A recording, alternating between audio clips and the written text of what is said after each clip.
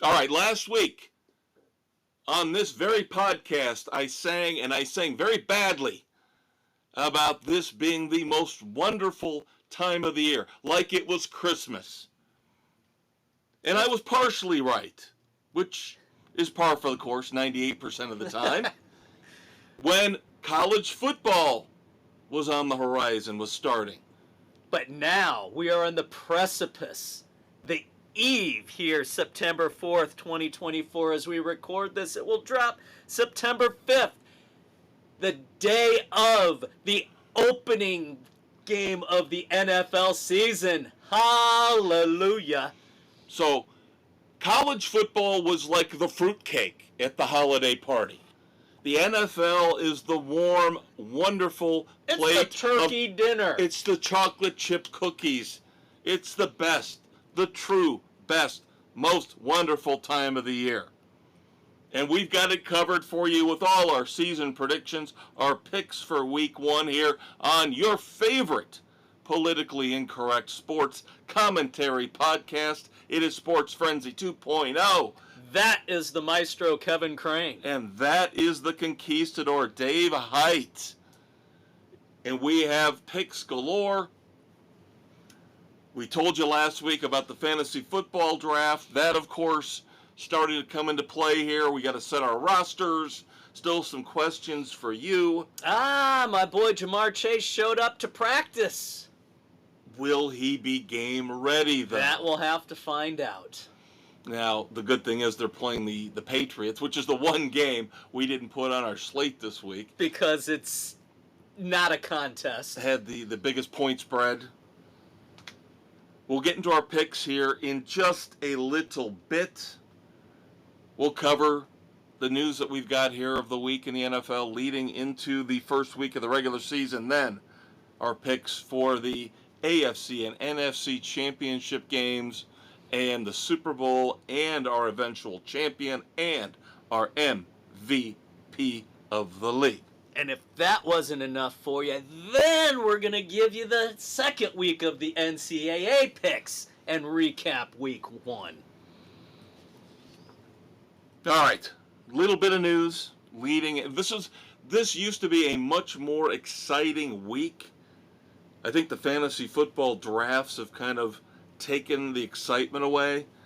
As this last week now leading into that Thursday night opener is more about your fantasy football draft because no preseason games. Yep, we've had time off. Going. Cut down days happened a week ago. Speaking of which, can I just tell you how happy I am that this one year Hard Knocks crap with the Bears is over? I know. It's so milquetoast generic. I mean, I watched all 5 episodes. Did you get the 5th one done? Yep. Okay. Got it done. Worst of the 5, by the way. By far the worst of the 5. And again, this is why I'm saying I would never watch Hard Knocks for any other team except mine. Maybe I'd watch it for the Bucs. You might watch. Did you watch? No, I didn't even bother for the Dolphins last year, right? Yeah. Yeah.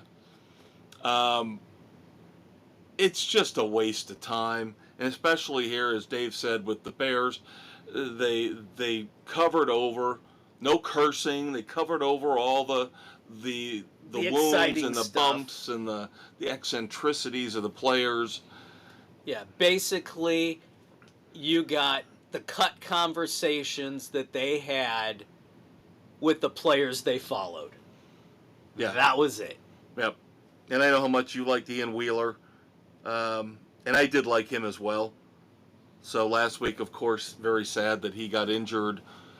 And they kind of followed up on that. But we all knew he was going to basically be put on IR. And he'll be back next year to try out for the team again. But now I understand your disdain for Velus Jones. Why? I was fine. I was fine with Ryan Poles all the way through this until episode 5. And I have 2 major concerns about him now as a general manager. Number 1, It sounded to me, you tell me if I'm wrong, since we both watched the same episode, it sounded to me like they were offered a 4th-round pick from somebody for Velus Jones. Why did you not take it? And he turned it down. Because his running backs coach and special teams coach... His running backs... I know I went off on Jennifer King last week, but now let's bring the other doofus into it, Bates. Yeah, Bates. Those two are idiots. Why would you make a case to bring Velus Jones in as your 4th or 5th running back? Fifth running back option. And why would your special teams coach still want him? He has a chance to be explosive. He can really break it open. He's got the speed. He can't catch the fucking ball! I would have literally...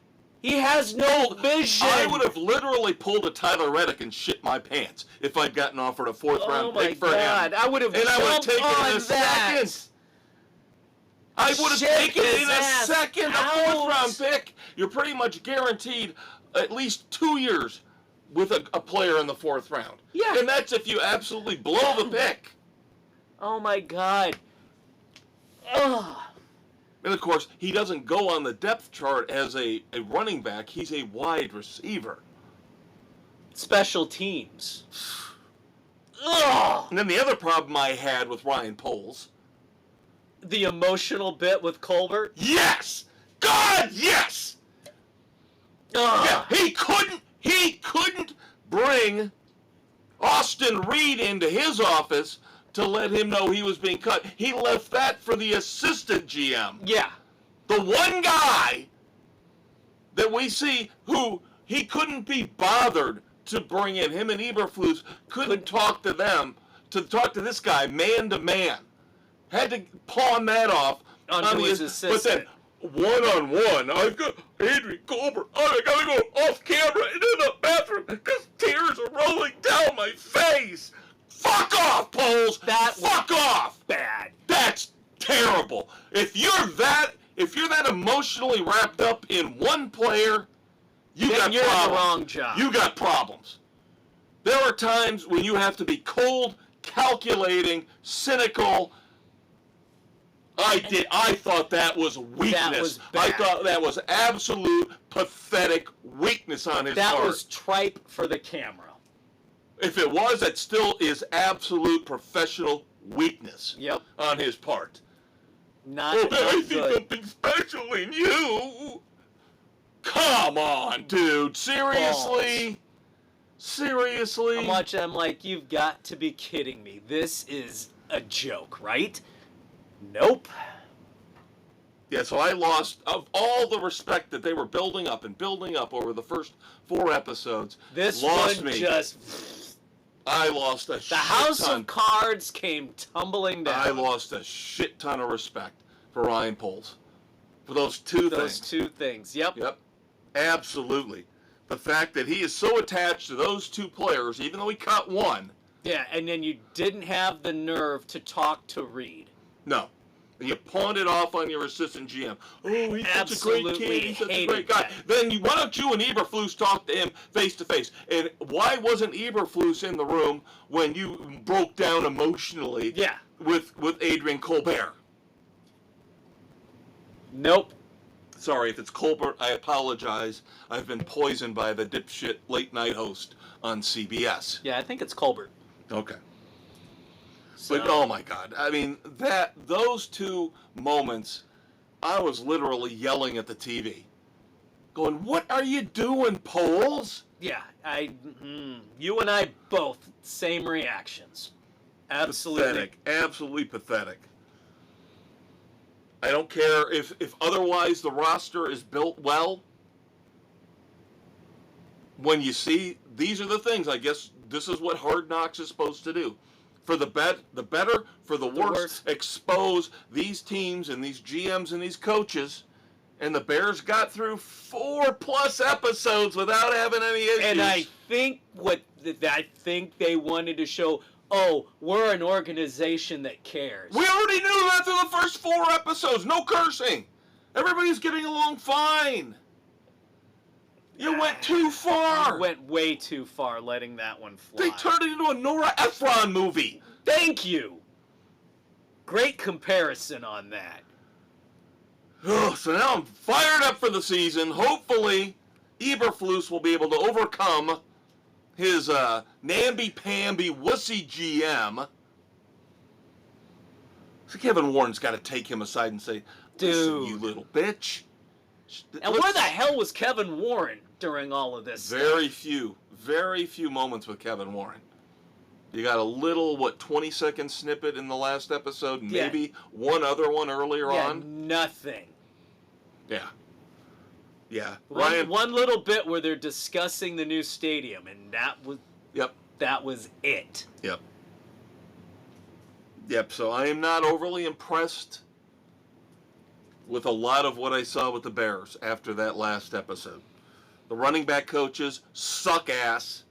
Our GM leaves a lot to be desired now in terms of his emotional connections to certain players. Seems to me now he cannot be the cutthroat, cold, calculating man he needs to be based on what we saw. Yeah. How could you not take a 4th round for Jones? God. All right, we got to move on from the Bears for a little while. I'm sure we'll circle back around once we get to our picks. We talked about Jamar Chase finally back at practice Wednesday. Today, September the 4th, giving you a little bit of hope, a glimmer of hope for your fantasy team going into week 1. You got to wonder what kind of game shape he's going to be in. And I don't like this. This entire offseason was all about holdouts. Who's going to get a new deal? Holdouts, what kind of new deal are they going to get? And Jamar money. And Jamar Chase is the worst one of them all. He's got 2 years left. I can understand with 1 remaining. That's usually the protocol. Coming into your last season, that's when you pull this. Not with 2. And then asking to be the highest paid receiver by $1. Yeah, no. Because you're jealous of Justin Jefferson. Put up 1 more season. Prove it. Prove that you're worth it. And plus you're dealing with one of the cheapest teams in the NFL. Yeah, you thought the McCaskies were cheap. Yeah, the Bengals are really, really tough to deal with when it comes to money. I was shocked that they gave Joe Burrow the deal they gave him as quickly as they gave it to him. Yeah. And then you've still got T. Higgins on the other side playing out on the franchise tag. Yeah. So these two are going to have to try and figure it out. I don't blame, in this case, the Bengals for not wanting to deal with Chase and his demands. But you could have used a little more leverage by having T. Higgins locked up. That would have helped. You could have at least said, "Hey, Jamar, you want to walk out the door? We can trade you. We still got a guy who could slot in as number 1 for most teams." Yeah. But now you're over a barrel a little bit. And you let Joe Mixon go. You got a little bit of a quandary in the backfield there. So the Bengals, going to be really interesting to see what Zach Taylor does with that team. And he did not come off looking good in this at all. No, he was another wishy-washy, namby-pamby. Where I would have loved to have seen some old school Bill Parcells, somebody like that coming in saying, "He's not here. He's not here. He's not playing. Get your ass to camp or keep your ass at home." Yep, we're not going to play this new game. age of coaches is driving me crazy. Player entitlement has got to end. It's shifting into the NBA model. Yeah, which is not a good thing. Which we will always say, despite the fact that it pisses everybody off, we do not let the inmates run the asylum. That's not how it works. Dave and I have to run everything. And by the way, when we get to perfect example of that coming up. Now, Trent Williams, somehow, again, this is how valuable a really good left tackle is compared to all these prima donna receivers out there. Trent Williams pulls this shit, it seems like, almost every year, and he eventually got what he wanted. He was holding out, eventually got the new deal from the 49ers, 3 years, $82.69 million extension. This is a man in his mid-30s. But this is Yeah, how but valuable this is the left tackle is. Yeah, he is one of the left tackles you want. And I'll give him credit for one thing, and one thing only. Because I don't like this. I don't know if I would handle this very well.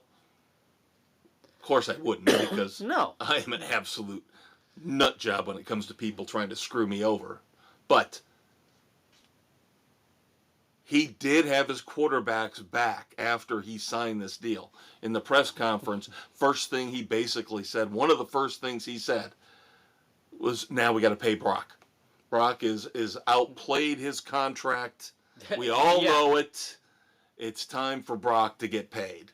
So he's got, in more ways than one, he's got his quarterbacks back. So I can respect him for that. Yeah, I will give him kudos in that regard. Right. But Brock Purdy's in the same situation as Jamar Chase. Brock will get paid next offseason. Yeah. Yeah, you've Between shelled year out 3 too and much 4. money right now. You can't. Yeah, that's why everybody's talking about now with, great segue, by the way, You're Conquistador. welcome. Brandon Ayuk, another guy holding out, did get a 4-year, $120 million extension. Maybe Jamar Chase could learn something from this. Now, I will say, Jamar Chase better to me than Brandon Ayuk, but Ayuk, I think now is the 6th highest paid receiver in the league, with this extension averaging $30 million a year. But yeah, with Bosa, now with Williams, now with Ayuk. Don't forget Kittle's Samuels. That's the man, though. That's the man. That's the one. McCaffrey, Kittle, Samuel is the one that they're talking about. Now, this could be the end of the road for him. One and done. They're saying that don't be surprised if the 49ers trade Deebo Samuel in the offseason. McCaffrey's too valuable when he's healthy. Deebo can be, but he's not healthy all the time. Right. I'll tell you what I would do. I don't know what the guaranteed money, the dead cap money would look like. I'll tell you the first guy I would get rid of is Kittle.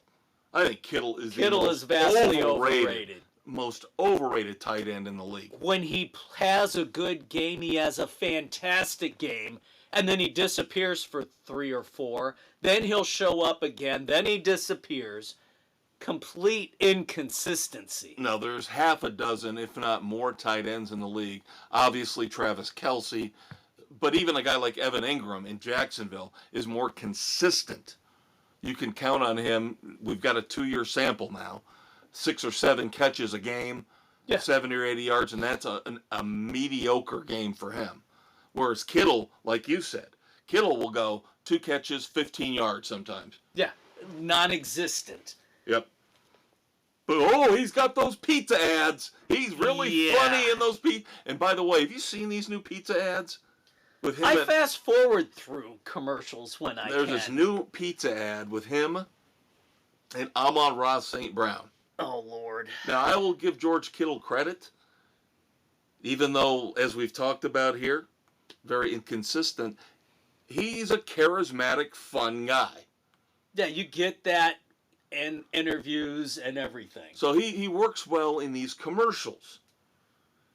Amon-Ra St. Brown needs help. You want to talk about wooden? This guy's Pinocchio, man. He's a train wreck in these commercials. He will not crack a smile. He will not do anything other than just read his lines in the most boring way possible. And how many takes did they go through and have to settle on that? Well, was the director scared of him? Say, hey, dude, liven it up. You want some caffeine? Some fun. You want a couple cups of coffee, dude? Come on, man. Look at George. For yourself. George is having a good time here. Relax. Look at him. Embrace. He looks like he just got out of a Grateful Dead concert. Come on, man. Be like George. Relax and embrace the idiocy. Hey, if this is the whole thing now, you're gonna brand market yourself, then you better show some personality. All right, I'm not going to go through all the guys who are holding out, It's not worth who got contracts. The one big one outside of Trent Williams and Brandon Ayuk, of course, is in Denver, cornerback Pat Surtain, the second best young cornerback in the league.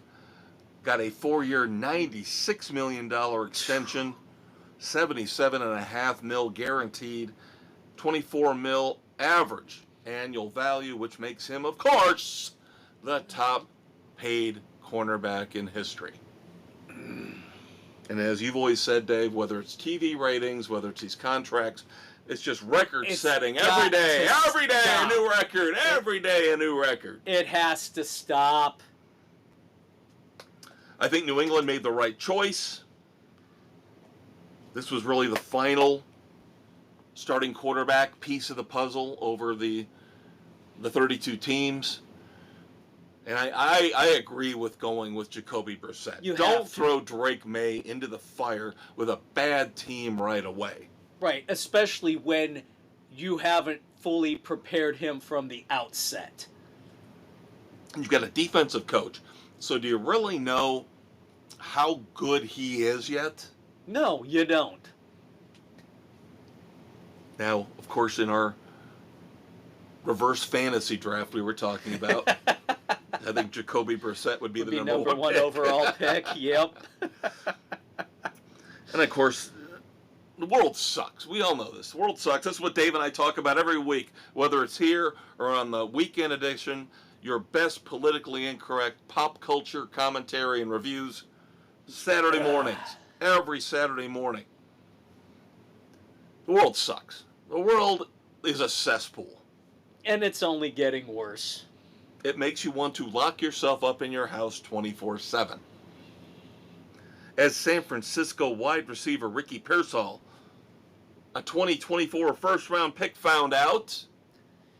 Yeah, you can't go shopping and not get robbed and in an ensuing struggle get shot for the trouble by a 17-year-old high school senior who, thank God, was injured himself. Yeah, in that altercation. In the struggle, he was shot as well as Pearsall. Pearsall suffered a chest wound, but luckily it was a through and through. Didn't hit anything major, thankfully. So he is out of the hospital. He will miss at least the first 4 games, but that's the least of the concerns here.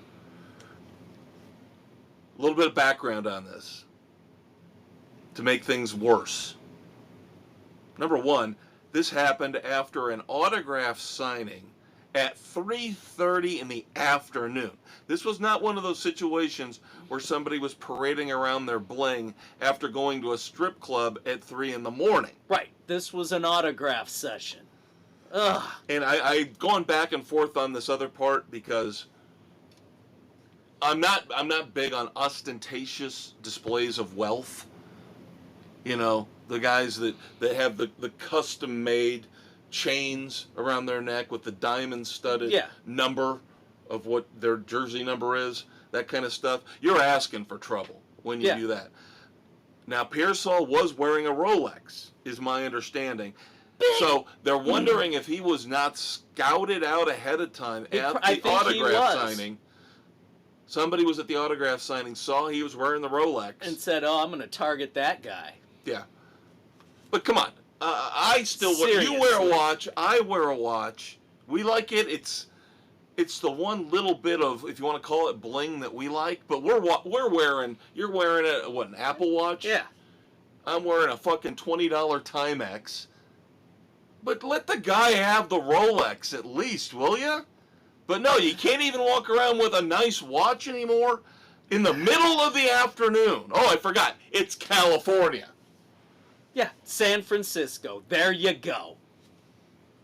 Enough said. So hopefully Ricky Pearsall gets better soon. Thank God it wasn't any worse. Because, hey, Ricky, hear what we were just talking about?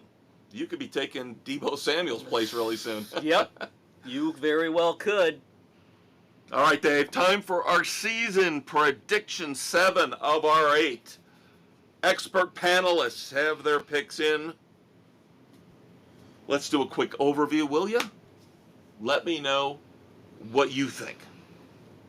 Let's start off with MVP. All right, let's run MVP. I'm surprised. Quarterback heavy. Well, it should be. That's because it's become a quarterback. It's sad. It should award. Not be. You and I have talked be. about this in years past. It should not be, but if you bet against quarterbacks for MVP, you're stupid. Because when was the last time a running back won the MVP? It's been 15, 18 years. It's been too damn long. But Doug is the one lone dissenter in that regard. He's taking Christian McCaffrey. Yep.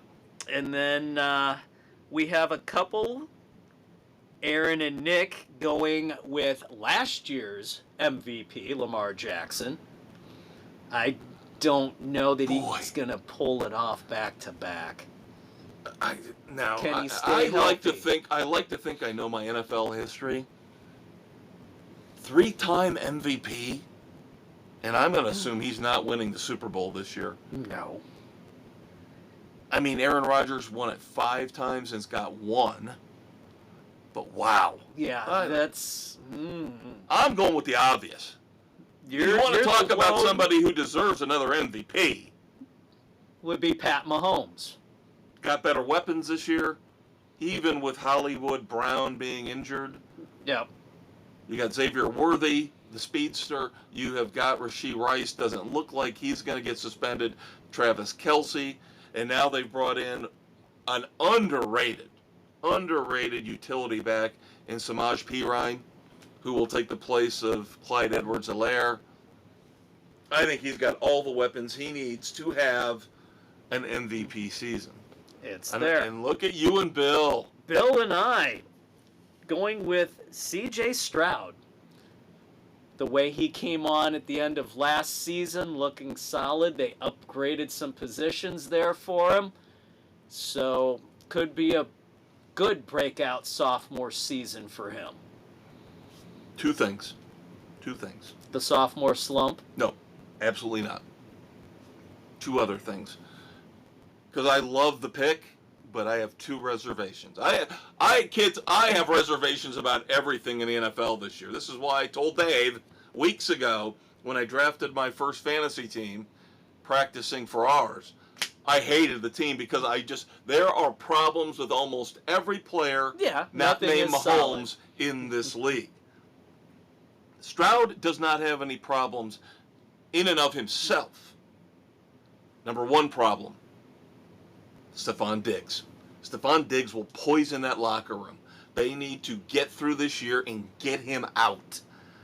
Bring in a 3rd wide receiver through the draft or through free agency. Diggs will be fine year 1. No, he will not. No, not in the free agent year he won't. Well, that's right. If he was under contract, you're right. Free agent year, you would... He's going to be a bitch. Yeah. Give me the ball. Give me the ball. Yep, and he's going to try to sow dissent with Tank Dell and Nico Collins. I don't like that. Now, I think DeMeco Ryans is strong enough as a head coach. I love DeMeco Ryans, where he will go to the front office and say, get this asshole out of here. Yeah, he will not let This is going to be addition by subtraction. He won't let Diggs ruin Dell and Collins. Well, because Dell and Collins are there the long term. Yeah, it's like for the Bears, it is DJ and it is Rome. And that's Keenan Allen. Sorry, dude, you're there for 1 year.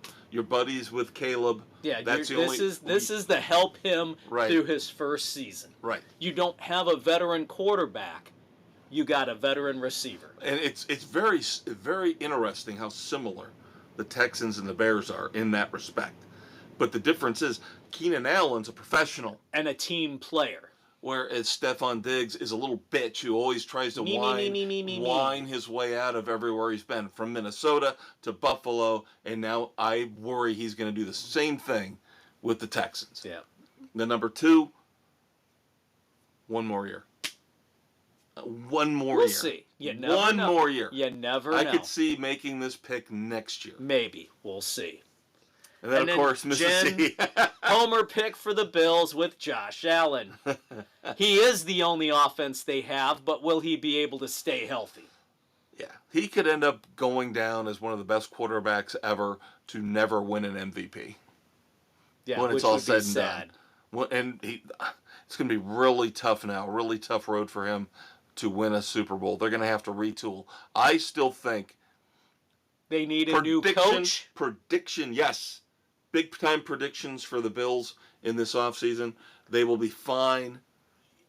They won't have an awful season this year. They might miss the playoffs. They might pull a 9-8 or an 8-9.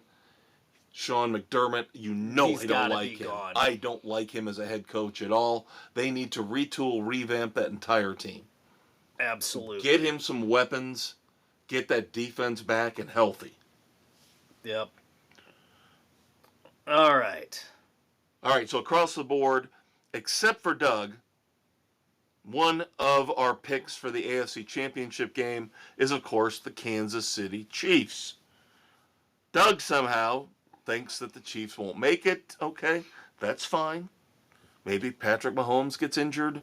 Maybe on a drunken spree by his brother, he runs him over with a car, breaks his leg.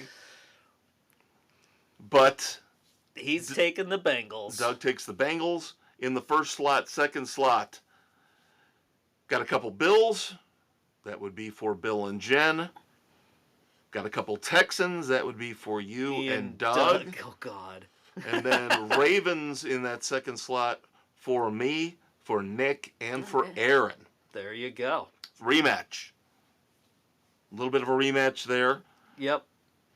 AFC champion. 3 Chiefs, me, Yep. Bill, and Nick. I'm on Texans Island. Jen, of course, takes the Bills. Doug takes the Bengals.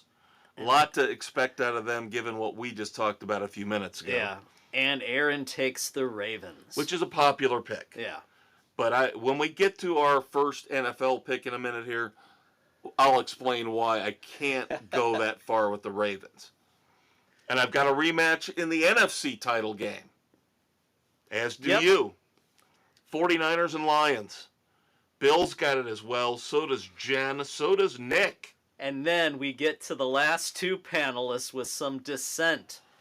Doug has the Bears making the NFC Championship game. I think that's a stretch. Year 1. Playoffs, not out of the question. Yep, I'm with you. And then Aaron taking the Packers.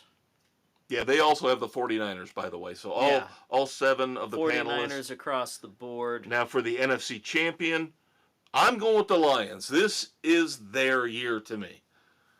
Something about the Niners is a little off. See, I don't like... The Lions will Lions themselves. I'm worried about Jared Goff. I am worried about Jared Goff, but we've got to remember, he's been to a Super Bowl. He's been to multiple championship games in the NFC. At some point, like Matthew Stafford, he will step up. At some point, he has to. And the 49ers, did you hear what Brandon Ayuk said, by the way, about the negotiations? No. This is the kind of stuff that I don't like. Brandon Ayuk says in the press conference, as he was announced back to the fold, here's Brandon with his new contract, says he purposely made it harder in the last few days of the negotiations on the 49ers. Not a good Why would you say that? Don't do that, you moron. You're going to be there for 4 more years, supposedly, and you just told your team... more dissent that you told your teammates. Yeah, I made it more difficult on you guys and the team. I was just being a little bitch. That's not a good move. Stuff like that, and this happens. That can tear down a team. And I love John Lynch as a GM, but... he needed to draw a hard line in the sand. No, I hope he pulled Ayuk aside and said, all right, I know you can't say this, but I'm going to say it. I own you for the next 4 years. You say any shit like that again, you're done. You're going to get fined, and you're going to get fined up the ass. I don't need to hear that shit coming out of my players' mouths.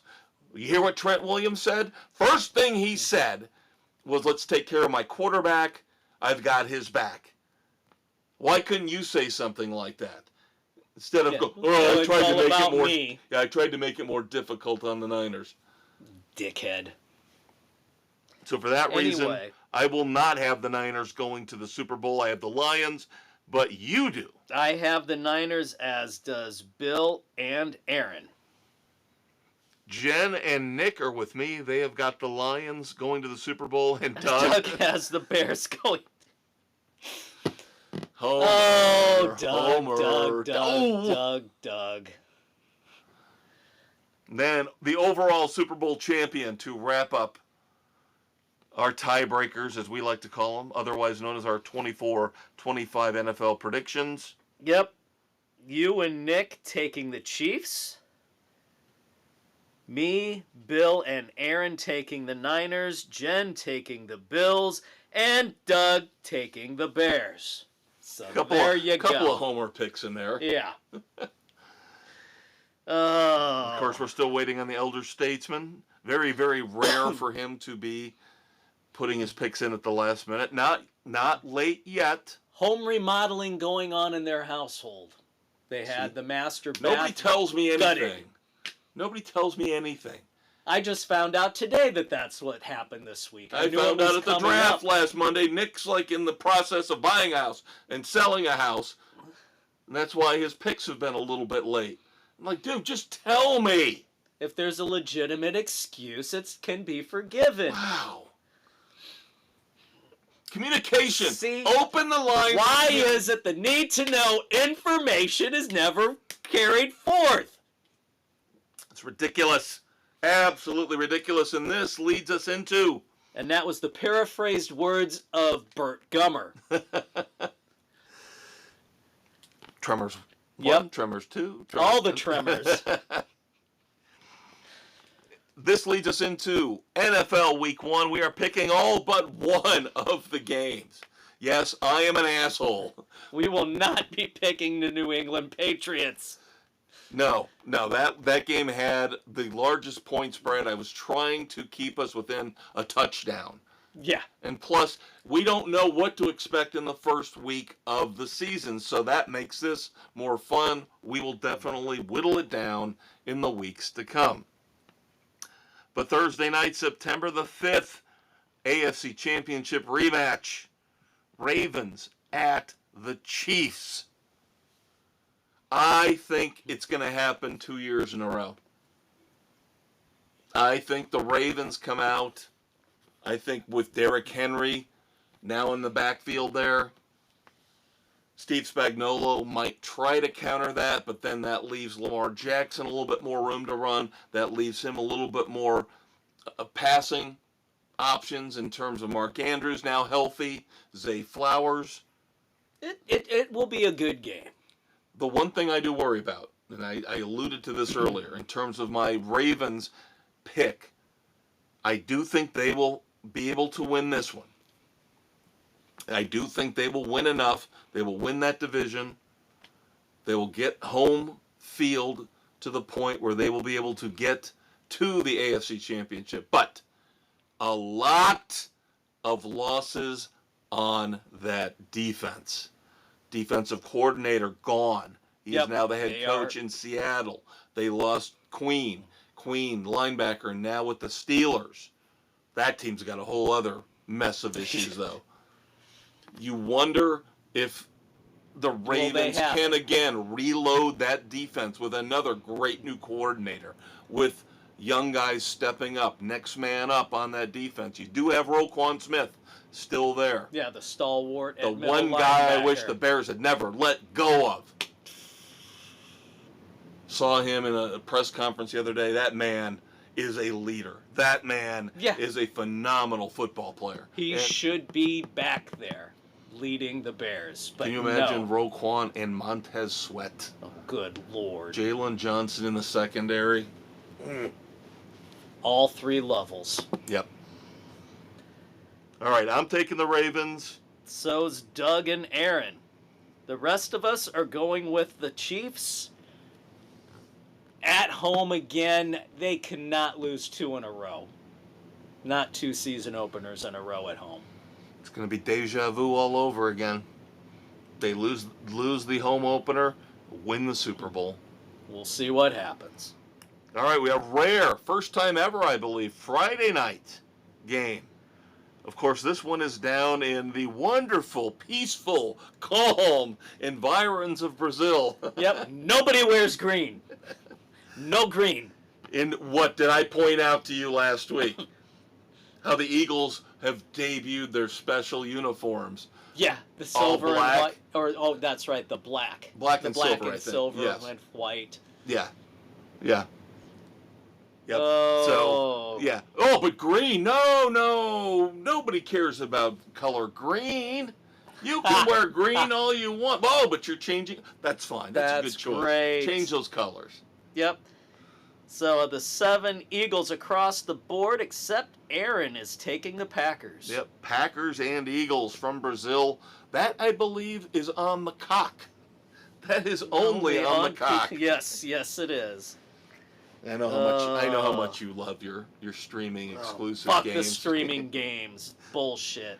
Now we get down to Sunday, September the 8th. Steelers at the Falcons. I like where the Falcons are going. The Falcons have really done a lot in the offseason. Defensive coach instead of the pathetic arty party that they had. Now they actually have a legitimate quarterback who can actually use Bijan Robinson, Kyle Pitts, Drake London to their fullest potential. Their defense is solid. Pittsburgh. They're a hot fucking mess. Pittsburgh, what is their GM doing? I don't know if they're going to be able to gain 200 yards on average per game this year with that offense. You've got two mediocre running backs. All you got to do is double Pickens in the wide receiver category. I don't even know who their number 2 wideout is. I don't either. And you really thinking Russell Wilson can recapture anything from his early days? This is going to be similar to the Patriots, where they will sit Drake May as long as they can, but at some point they're going to have to put him in, maybe 5 or 6 weeks in. Yeah, the same thing the Steelers are going to have to put Justin Fields in. Yeah. Russell Wilson is a shot fighter. This is not a Joe Flacco story, where Joe Flacco is smart enough to survive as a backup, and he will jump in when needed and perform at an exemplary level. Yeah, no, Russell Wilson is done. Pete Carroll knew what he was doing. Yeah. Russell is damaged goods at this point. Yep. Falcons across the board on that one. Nobody has faith in the Steelers. Nope. Cardinals go up to Orchard Park to play the Bills. Bills across the board, except for Nick, who's going with the Cardinals. Let me tell you something here. It's not a... If I was a betting man... I almost went with the Cardinals. If I was a betting man, that is a 6-point spread. I don't think the Bills win this game by 6. I think they win by a field goal. So I am not completely looking at Nick's pick as insane. No, it's not. The Cardinals are going to be much better this year. Second year for that head coach. Now you've got Marvin Harrison Jr. Trey McBride emerges as a top-level tight end weapon. James Conner still has some gas in the tank at running back. The Cardinals could end up being pretty good. Keep his head straight. Yes. The Cardinals can end up being pretty good. When I say pretty good, 7, 10, 8, and 9. Yeah. They're not going to light the world on fire. But I think that would be a successful season for them, and they will be in every game they play this year, including this one. Yep. Moving on, the Titans go into Chicago to play the Bears. Bears across the board. Not much of a surprise there. No, and that worries me. It worries me because they need to get off to a phenomenal start. They have to. They need to win this game. This is a winnable game. Yes. And I've heard people say, oh, the Titans, you're going to be surprised by the Titans. You know, Bill Callahan's son is that coach. You know, he's got that coaching mentality like Kyle Shanahan. I'm like, it's Will Levis. Okay, calm down. No. And they have, again, a committee in the backfield. They don't have a running back per se. Right. The Bears need to win this game and win this game by at least 2 touchdowns. Make a statement right out of the gate. Yep. Because there's going to be stumbles later on. Then we have the Texans going to Indianapolis to take on the Colts. Texans across the board, except for Aaron taking the hometown Colts. Who knows? Home game for the Colts, that buys them a little bit. But I'm with you, even though I didn't take them as far as you did in the playoffs. The Texans are going to win that division. They are the better team. Just overcome the Steph Diggs bullshit. And you will be fine. I think the Colts are a little bit overrated on many levels. Yeah, they've got some nice pieces. Let's see a full healthy year from Anthony Richardson. Let's see a full healthy year from Jonathan Taylor. Then maybe I will bump them up into double-digit wins this year. Maybe. But until then, I put them same category as the Bears, 8-9, 9-8. All right. Then it's your Dolphins, Dave. It's your Dolphins. The Jaguars going to Miami to play the Dolphins. Dolphins across the board. Nobody has any faith right now in Jacksonville. There are 2 teams. There are, and we'll talk about the other one. Well, we did with the Eagles. Yeah. So let's bring in the Eagles now on this discussion with the Jaguars. 2 teams with who collapsed at the end of last season. The Eagles barely made it into the playoffs and got destroyed. Jacksonville absolutely collapsed choked down the last and month. let the Texans win that division. So those 2 teams have got a lot to prove. We all took the Eagles except for Aaron. Right. Because there's too much talent on the Eagles. Nick Sirianni, he's a doofus. Sirianni has no idea what he's doing as head coach. I heard another press conference from him the other day. He's another one. Word salad. He's like Kamala Harris. Word salad. Just try to string words together even if they don't make any sense. Just keep talking and talking and talking, and at some point in time... hopefully people will forget the question that was asked. Right. Now, the Jaguars don't have that problem with Doug Peterson. He's a solid, good head coach, but do the pieces the Jaguars have fit together enough? They don't mesh. They still don't have a dynamic receiver yet, at least that we've seen. You don't have any consistency at quarterback. Well, they paid him. I don't know why. We both talked about that when he got that contract. He better be. He's the one. Trevor Lawrence should not have gotten year. that deal. He has not proven that he belongs in the NFL yet. And I've heard a lot of people say Travis Etienne's got to prove he's a top 5 running back if the Jaguars are going to go anywhere. And we haven't seen that yet either. He's got to if they're going to prove that they can make the playoffs. Yeah, defense is solid, but I don't know if it's spectacular.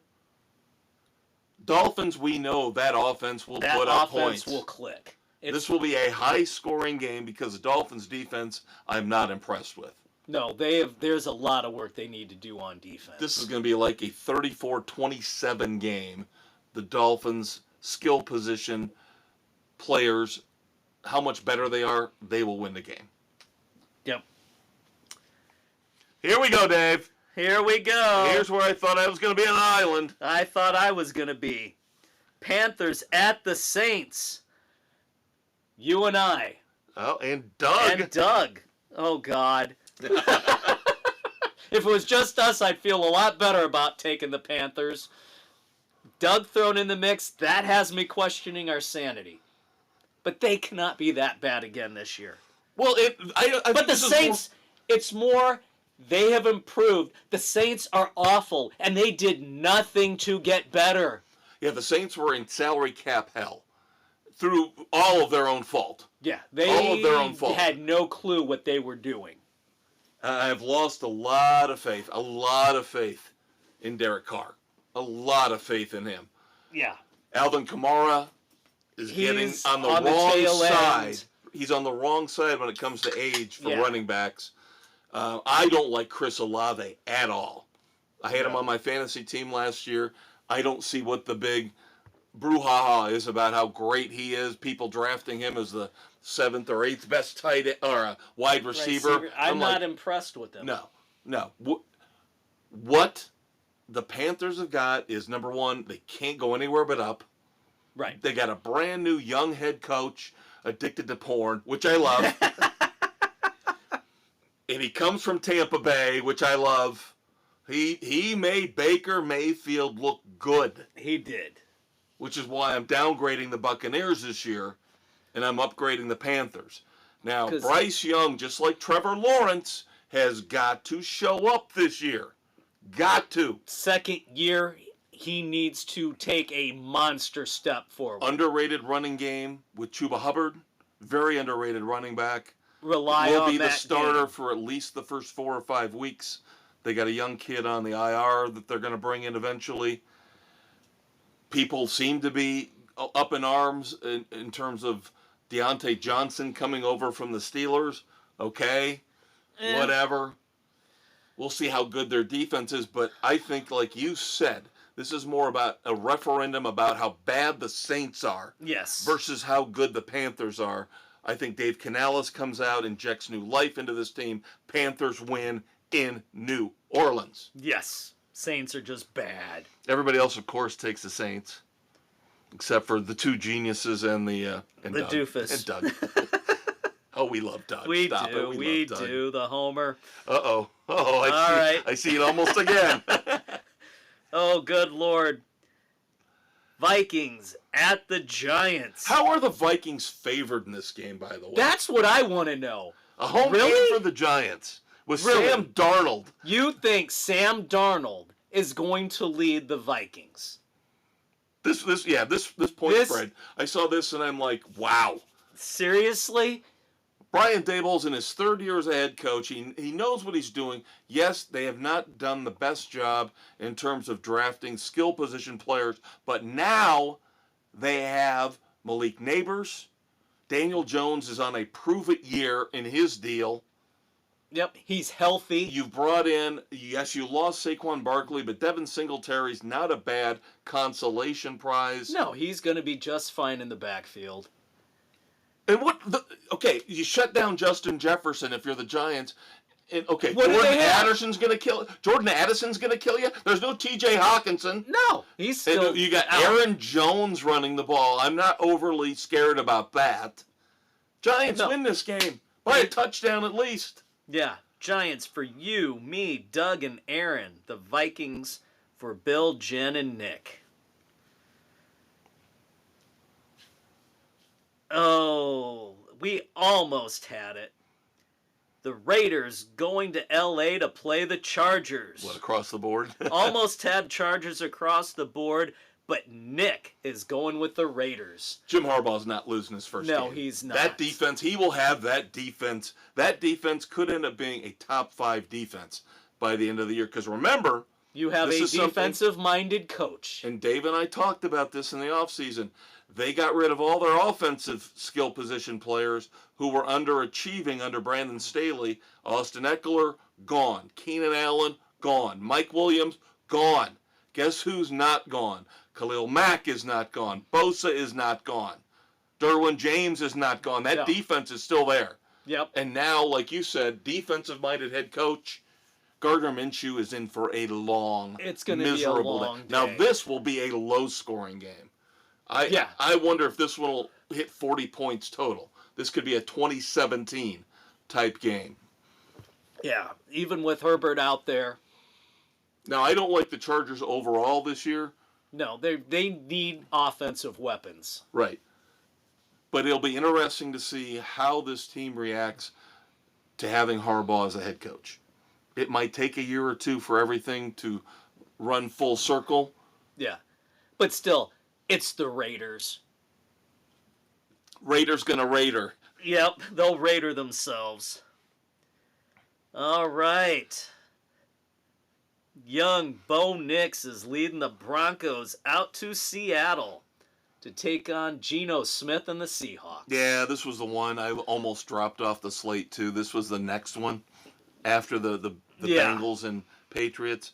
But I figured maybe maybe somebody would bite. Yeah, nobody Because I bit. don't think the Seahawks are going to be that great. No, but they're better than the Broncos. Especially at home. Yeah. So Seahawks across the board on that one. Here's another one where I go, who came up with the point spread on this? Yeah, really. Seriously. I get the fact that the Browns are at home. But come on, really? You think Deshaun Watson is going to outplay Dak Prescott? Yeah, you got to remember, we've been talking about, the turmoil within the Cowboys organization. Yes, Mike McCarthy's on the last year of his deal. Dak Prescott's on the last year of his deal. Micah Parsons is on. That doesn't mean they're not playing, okay? Exactly. They're not injured. They're still playing. They're playing, if not for a new deal in Dallas, they're playing for a new deal somewhere else. Yeah, Cleveland favored by 2 as we put this together. I find that pathetic. I don't care if it's in Cleveland. That's just bad. No, the Cowboys easily win this game, even with questions in their running back by committee backfield. Yeah, but no, should be Cowboys across the board, but Jen and Aaron are going with the Browns. Okay, good luck with that. Oh, here we go again. I thought it was going to be in an island. But no, there's 3 of us. It's the Commanders at the Buccaneers. You, me, and Mrs. C are taking the Commanders. And you summed this up very well earlier when we were getting ready for this in terms of why you think the Commanders are going to win this game. Oh, the upgrades that they have made. They have a legitimate quarterback now in Jaden Daniels. And the Buccaneers, they haven't done anything to upgrade. They lost their offensive coordinator. Yep. As we said, Dave Canales went to the Panthers. Yeah. So who knows how Baker Mayfield will look this year. Dan Quinn, despite the fact he has the biggest choke ever in a Super Bowl, got them, the Falcons, to a Super Bowl. Yep. He knows how to coach a defense. Yeah, so the Commanders will be much improved. Yes. The only thing I worry about with them, just talked about it a few minutes ago, when you don't have that number 2 wide receiver, I worry about the fact that, yes, everybody's saying Terry McLaurin's going to have a huge year. But who's taking the pressure off of him? Right. Double team Terry McLaurin. And then what are you going to do? Yeah, because you traded Dotson away to the Eagles, so I worry about that a little bit, but not against the Buccaneers. I think the Buccaneers are going to be one of the more disappointing teams of the year, despite the fact they're my team. Yeah. Sunday night, the Rams at the Lions. That sounds very familiar. Wasn't it a playoff game last year? I believe it was. A very entertaining, very close playoff game, by the way. It was. No, but at home, the Lions across the board. Yeah, Lions are the sexy pick this year in the NFC. Maybe unseating the 49ers. But like I've been saying, I've been preaching this. Every team has flaws, so I don't see monumental shifts from last year in terms of a team dropping 5 games worse than what they were last year, or another team jumping up 5 games better than they were last year. It's going to be little shifts and changes, little nuances, like the Texans winning another game or 2. Or maybe the Ravens or the Chiefs losing another game or 2. There's not going to be huge monumental shifts. And the Lions are probably the team that's going to end up gaining a game or 2. Yep. Starting with this one. Then we have Monday night. Aaron Rodgers and the Jets go out to San Francisco to play the Niners. I can't do it as well as you. Could you please do the Horn of Disgrace? God, that was weak. Just like the Jets!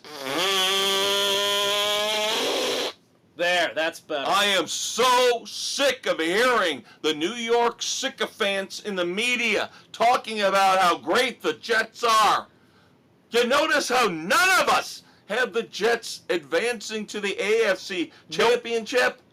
And guess what? Aaron Rodgers is 40 years old. I still have not seen Breece Hall do enough. I still have not seen Garrett Wilson do enough. I still have not seen that defense turn the ball over enough. And I still definitely have not seen Robert Saleh do anything positive as a head coach. No, nothing. Meanwhile, the 49ers, year after year, all they do is they win. They win. And they're at home, and they will win. And hopefully Aaron Rodgers goes down in play 3 this year instead of play 4. God, it was the football gods. I pray to thee. I beseech thee, football gods. I know you gave it to me last year, and I thank you so much for it. But could you just do it a little earlier this year? Just play 3 instead of play 4. Oh, God, I would just, to see him writhing on the field in pain brings me such joy. Please, please. And that being said, 49ers across the board. All right, hope you enjoyed that. You got an hour solid of our NFL season predictions. Oh, good Lord. Our picks. Fun, fun, fun till Daddy takes the T-Bird away. So, of course, now, real quick, we're going to move on to the college game and recap week 1 and give you our only 7 picks for NCAA football week 2. All right, so now we are back to talk about college football, Dave. Yep, we got you covered here on Spotify, Pocket Cast, Apple, Overcast, CastBox, Amazon, Audible, and iHeart Sports Frenzy, baby. Otherwise known, of course, as iHeartRadio. Do not forget to check out the Facebook page for NASCAR picks, weekly baseball picks, at least for the next month. Yep. And, of course, all of these glorious football picks, which I have to painstakingly record and post every week. I love it so much. I was going to say you wouldn't have it any other way. God help me. Yeah, especially since I had such a shitty first week. Oh. Yeah, this has got to be the worst start I think I've ever been off to. As we look back at last week's games, I should be reveling in the glory that is the Miami Hurricanes. After an extremely impressive debut against the Florida Gators down in the swamp, 41-17, they looked good. Cam Ward looked great. They moved up all the way up to 12th in the AP poll. And, of course, I picked against them because I had no faith in them. I told you. Yeah. So, that ain't happening again. I'll tell you that. I don't see the Hurricanes losing again this season. Because they have a cake schedule. And we've all seen already. Florida State. Clemson looks awful. Florida State looks awful. I guess we're supposed to worry about Georgia Tech and Louisville. Ooh. Yeah. But come on. Florida State, last year, all the hype wanting to bail on the ACC and move into the SEC. They don't belong. They are where they need to be. Yeah, I mean, and Dabo Swinney, his steadfast refusal to partake in the of NIL the transfer portal and transfers, that is going to be the death of that program. Because they got absolutely blasted by Georgia, 34-3. Clemson plummets in the AP poll down to number 25. How are they still in? I know. I thought that was shocking too. There's no way they should still be in the top 25. They embarrassed themselves. They did. That was bad. And yes, I hate the NIL stuff. I hate the transfer portal. But sometimes you've got to follow the leader and do what everybody else is doing to keep up. Yeah, otherwise you're done. And now you wonder what kind of damage has truly been done to the Clemson program. How many years is it going to take for them to recover? Now, way too long. They have got to change their stance. They're going to, yeah. And that unfortunately might mean Dabo Swinney leaves. If he doesn't want to change with the times, they've got to make a decision and make a decision soon. Yeah, they cannot languish like this. Because this was an embarrassment for them, an absolute embarrassment. As I mentioned, Miami won, and Notre Dame won. Hercules. Oh my God. And you people wonder why I hate the school I graduated from. Oh my God, they were so... Riley Leonard for the Heisman. Riley Leonard looked like shit. He looked like the defense run by former Miami Hurricanes head coach Al Golden looked stellar. The defense is fantastic. Thank you. You can thank Miami. Yeah, Notre Dame's secondary is really damn good. They can cover. I love the defense. I thought they put a lot of pressure on the quarterback. Pressuring all night long. They are a stout defense. Oh my God, though. This is the sycophants. But Riley Leonard, no. The Notre Dame sycophants talking about how great Riley Leonard. An hour before the game, I'm talking with my neighbor, and I told him, Riley Leonard, I'm not convinced is the answer. They won 23-13. Yes, it was a difficult road game against number 20 Texas A&M, but you and I have been railing on Texas A&M for years because of what Jimbo Fisher, we're talking about what Dabo Swinney has done to Clemson because of the transfer portal stuff. Let's talk about what Jimbo Fisher did to the Texas A&M program just because he sucked. Yeah, he was awful. Dabo Swinney's a good coach. Jimbo Fisher, not a good coach. And Jimbo Fisher was using the NIL stuff in the transfer portal maybe more so than any other big program. But he didn't know what to do with it. He's not a good coach. No. Now, Elko, on the other hand, coming in from Duke. He's turned programs around as he's come in.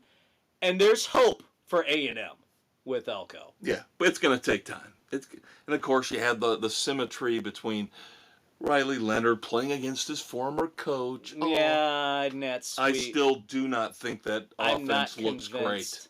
Well, no, and the other part is Notre Dame's offensive line, a combined 5 starts going into that game. You got a true freshman now at left tackle because of the injury that we talked about a few weeks ago. So a really young offensive line. They struggled. They'll only get better, but how quickly? Well, and the good thing is Notre Dame's schedule isn't much tougher than Miami's. Right. No, everybody thought, Florida State looming in the distance. Yeah. Maybe Louisville. Maybe Louisville could be a difficult game. USC potentially. Which is another game we got to talk about. Yeah. USC beating LSU in Las Vegas. Brian Kelly again. Having a meltdown. The bad in the first game of the year. LSU, under Brian Kelly, getting off to bad starts. Yep, and he does not have that team prepared. Yep, number 23 USC beats number 13 LSU, 27-20. This was the battle, as you would probably agree with me, of the two most overrated, overpaid head coaches. Yes. In college football. Yeah. Between Lincoln Riley and Brian Kelly. And Lincoln Riley somehow comes out on top. Because somehow he had a defense that actually stood. Well, the thing is, LSU choked in the fourth quarter. Yeah. They had a lead, and they choked it away. And Brian Kelly, he's beating on tables. Brian Kelly's got issues. Brian Kelly is an issue. It wouldn't shock me if 10 years from now he's arrested for the murder of his wife or a prostitute or something like that. He has got massive anger issues. Yeah, well, is it any wonder that I've heard rumblings that his wife still lives up here? Did not go down there with him? Doesn't shock me a bit. Nope. Doofus.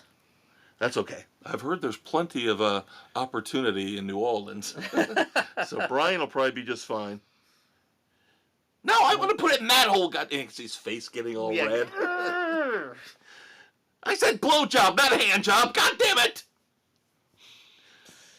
Oh, wow, that's a rabbit hole we don't want to go into. Otherwise, of course, you and I get screwed. Fucking Minnesota. Yeah.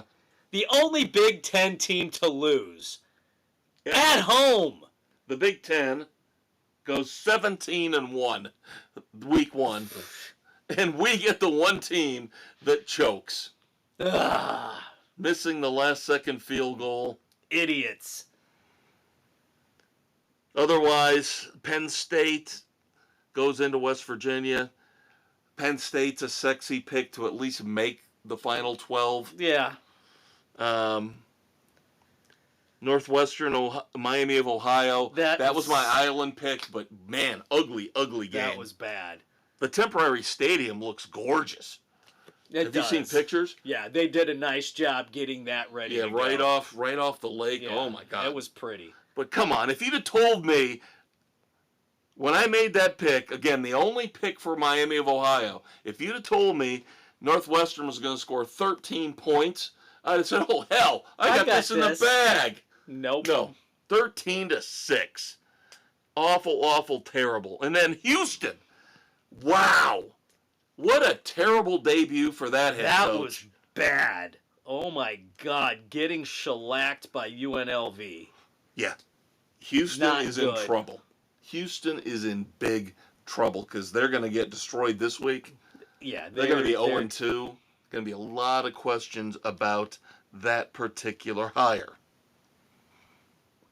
All right.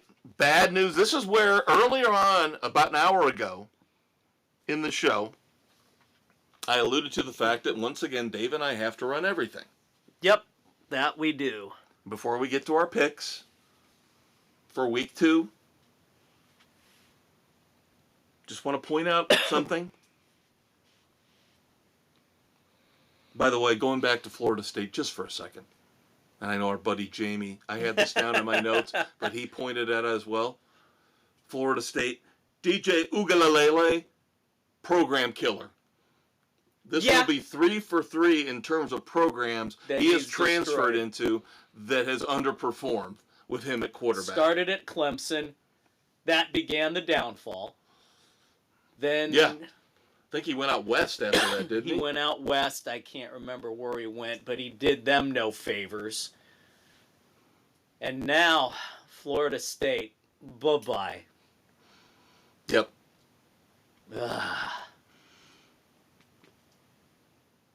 How, when you're only now the Pac-2, how do Washington State and Oregon State somehow fail to reach an agreement with the Mountain West to keep going beyond this year with scheduling the football teams together?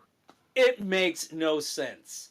Supposedly, from what I read, you have the power of the name. Legitimacy. From what I read, they're playing cat and mouse here. The two Pac-2 schools seem to think that somebody in the Big Four, Power Four, are going to come calling. And so what they want to do is they want to use the Mountain West until they don't have to use them anymore and then bail on them. Where the Mountain West is obviously looking for a bigger commitment. Yeah. And I still think Washington State and Oregon State are being idiots. Join the Mountain West. Yeah. Make it just arguably a Power 5 again. Or bring them all in and rename it the Pac-12, Pac-10, whatever. But this is just going to do nobody any good whatsoever because now they're talking about those two schools having to basically piece together an independent schedule. That's going to be really difficult. Yeah. So again, Dave and I should be running everything. Everything! The weight of the world. And then our buddy, I think somebody you and I have agreed on in the past, who was a vastly underutilized, underrated head coach in the NFL, Wisconsin head coach Luke Fickell brings in, as a senior advisor, Jack Del Rio. I love Jack Del Rio. I think, Jack could make a big difference. Yep. Especially on the defensive side. Yes. So, look out, Wisconsin. Maybe you got something going there. We'll see. Potentially. All right, Dave, 7 games this week in NCAA Week 2. The big one is right off the bat, high noon. Ooh, number 4 Texas goes up to the Big House to take on number 9 Michigan. Really? Mrs. C, the lone dissenter, taking the Wolverines at home. The rest of us say hook 'em horns. Yeah, Texas is borderline. I didn't put them in my Final Four, but they're like They're number really 5. freaking close. Yeah, they're really They're a good. damn good team. They're really good. Now we'll see if they can weather the SEC storm later on in their schedule. Yeah. But I don't think this Michigan is this a year. retooling Michigan with a new coach and all the bullshit surrounding that program. Very difficult to overcome. Yep.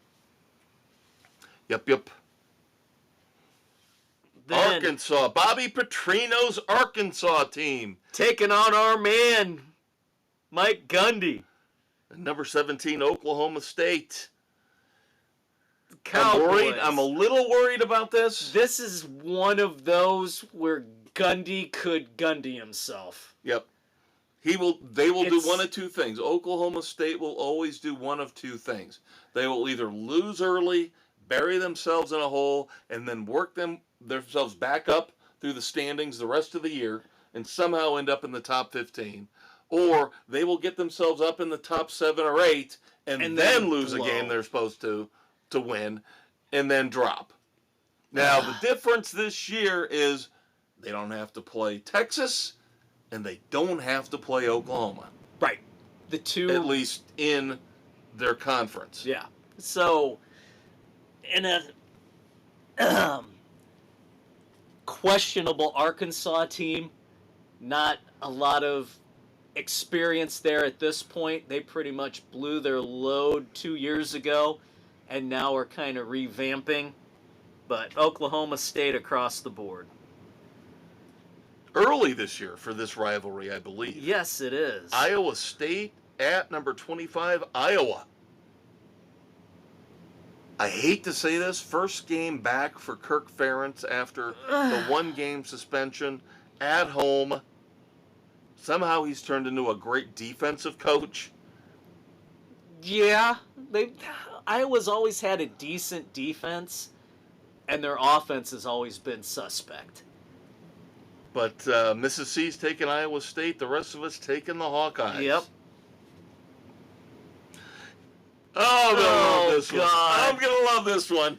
Oh, God. Come on, Matt Rule. You have got to get revenge from last year's loss. You need to win this one.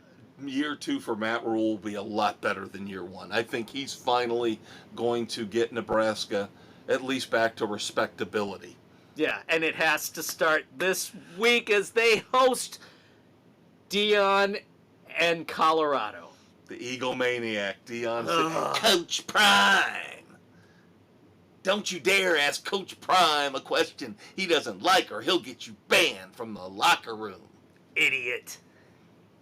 Well, Mrs. C's the one to center. Yep, she's taking Colorado. The rest of us are hoping Rule and Nebraska will take them out. God, please. God, if they beat Nebraska, Oh, that's God. going to be 2 or 3 weeks more of blind faith that Dion buys. Yeah. In the media, with the Colorado faithful. Just He needs stop to come drinking his crash Kool-Aid. Because you know what my worst nightmare is. That he has a halfway decent year and Jerry Jones fires Mike McCarthy. Hires Dion and drafts Shedeur. And then, oh my God, the Cowboys hype will never, ever stop. It will Ever. have to because they won't be that damn good. Who is damn good. And I believe their ranking right now is It's way low. way low. Is number 15 Tennessee. Number 15 Tennessee goes into play number 24 North Carolina State. We all agree. Tennessee across the board. Yeah, this could be a double-digit win. Yeah. Easily. Then, speaking of the Pac-2, one of them. Yep, Washington State hosts Texas Tech. Texas Tech got decimated last weekend. Well, they didn't get decimated. They won, but the fact they had to go to overtime, I believe, against Abilene Christian. That's a decimated. Yeah. If you were expected to win big and you need overtime to beat Abilene Christian, you got some problems. Yeah, because Washington State didn't look all that great last week. No. But they still looked better than Texas Tech. Yeah. Yep. So we have Nick taking Texas Tech, the rest of us, Washington State. Then our final college football game before we move on, Mississippi State at Arizona State. Believe it or not, that is now SEC versus Big 12. Yes. So, much more impressed with what Arizona State did this past week. They screw me whenever I pick them. Yeah, but they beat Wyoming in our picks last week, 48-7. Yeah, but it was Wyoming. Wyoming's always a bull team. Always a bull team. So guess who that means? Anyway. Dave is picking, kids. Aaron and I are taking Mississippi State. Other 5 picks that are in are taking AZ State. All right, real quick, 2 or 3 minutes on baseball. I know Dave definitely does not want to linger on baseball. White Sox are 31-109. Yes, we are going for the major league record on losses in a season, kids. They've got to have a winning record the rest of the way in order to avoid it. And that's not going to happen.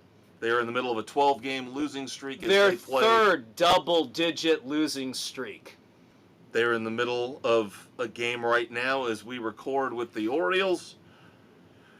Poor Chris Flexen. Major League Baseball record. The White Sox lost his 20th straight start. He did not get a loss in all those games, but he started every game, and they lost every game. That's just bad. I'm sorry. And that's not just on really, his pitching. That's their lack of being able to hit. This has gone beyond funny to just, wow. Wow. I mean, the all-time record for losses in a season. I predicted 50 wins. They're not going to hit 40 wins. They're worse than I expected, and I expected bad. They're in 5th place, 49.5 games behind Cleveland in the AL Central. Yep, and you know, they're 20 games worse than the Marlins and the Rockies. Who are the next 2 worst teams in baseball. Yeah. So bad. Hey, guess how many 300 hitters we have as of last night as we taped? I know that number's shrinking. We had 8 last week. We are down to 7 I'm this telling week. you. Witt at 340. Vlad Jr. jumps up to 3rd at 328. Judge falls. Guerrero jumps up to 2nd, at 328. Judge drops to 3rd at 324. So Guerrero's been on a tear of late. Remember, there were a ton of rumors that he was going to get traded. Yeah. Well, the Cubs, of course, as they always are wont to do to me, rip my fucking heart out just when I thought that maybe there was a chance. Monday rolls along. Jameis and Tyone pitching a ridiculous game Monday night. 7 innings, no earned runs. Cubs have got the lead. Then the bullpen comes in. Blows the game. Cubs lose. The nice little win streak we had going snapped. And then Tuesday night, they just decide, Skeens is pitching. We're not even going to show up. So no runs, of course. So now they've lost 2 in a row to the Pirates. God help me, they could get swept tonight. So all hope is lost again for the Cubs. Through Tuesday, they are 71-68 in 2nd place in the NL Central, 10 games behind Milwaukee. And of course, the best news of all, just when he was starting to look really good, anchoring the rotation, Justin Steele goes to the IL. Yay! Yay! Ain't life grand? And of course, paradoxically, ironically, cosmically, Anthony Rizzo just returned to the Yankees lineup. Just in time for a weekend series. Yeah, that's why these Pirate losses are such killers, is because they needed to. I get the fact that if you can't hit Skeens, okay, you got to win the Monday game. You got to win tonight on Wednesday the 4th, because now you got the Yankees and the Dodgers. Yeah, good night and good luck. Yeah, that's going to kill the season right there. But you could have given me a little bit more hope until the weekend. Come on, you knew this team was not going to do what they needed to be done. Still only got one guy hitting over 270. Suzuki. That's it. And then they're still talking about Bellinger. Oh, Bellinger's probably going to opt out. Bye-bye! Good. Bye-bye! What the fuck has he done? Nothing. Well, he's a great fielder. He's a great fielder. I care more about that with Dansby Swanson at shortstop. Yeah, that's infield is where you need it. Yes, so I'll take a mediocre to subpar year like this year from Swanson, even though he's playing better lately, than I will from center field. You know? Yeah. Center, first base. Yeah. I got PCA out there at Roman center if I want. That's who you need out there. So, don't let the door hit you in the ass Bellinger on the way out, Cody, because you haven't been like Jason Hayward bad. It's just $30 million a year for that. No. Sorry. Not done. Not gonna. All right, can I do my... Because I seem to forget these half the time, especially, you got to remind me on the weekend Clint Eastwood edition. badass? Yes. I want to do my Clint Eastwood. I got 2 this week. I've got 1. Oh, wait, I got 1. I'm 2 for the weekend edition. Okay, I've got 1. I wonder if you got the same one I do. Go ahead. Angels pitcher Ben Joyce throws 105.5 mile an hour fastball. The fastest pitch of the season. I think eclipsing his 104.5 from earlier. I think Chapman's the only one that's thrown a faster strike. Yeah, maybe hitting 106. Yeah. I don't know. But again, it's a cool thing, but he's going to blow his arm out by the end of next season. That's what I was going to say. That's why I can't... Dial it up once in a while, but back it off. You cannot max throw all the damn time. That's what's killing these guys' arms. See, that's why I couldn't give him my badass of the week, is because I'd be a hypocrite. You know? I don't want my pitcher having to throw 105 miles an hour because, like you said, how long is it going to be before he has to have Tommy John surgery? Every so often, ramp it up, but back it down for the longevity. And I'm sorry. Cut the custom pitching. All the extra torque for these stupid spin rates. It's destroying arms. Again, the analytic geeks are destroying the game. Not just with hitting, but with pitching as well. Yep. It's got to stop. Well, my Clint Eastwood badass of the week is Damar Hamlin. Because Damar Hamlin will be making, by all accounts, this weekend. The Bills, of course, are playing, who we got them against? The Cardinals in Orchard Park, as you mentioned. Yep. Damar Hamlin will be making the first start since that scary cardiac arrest episode that we all saw on national TV. Yeah. Good for him coming back. Yeah, and there's some people, which I do like some of the jokes that were made over the past couple of years, but... Oh, that it's a clone, that it's a doppelganger. It's all good. It's all good. It's all good. It's good all for in Damar. fun. I'm happy that he's coming back. I hate to say that is this a little bit of an indication of how weak the Bills' defense is. Potentially. That they've got to get him out there because they just got nobody left, with all the injuries and departures.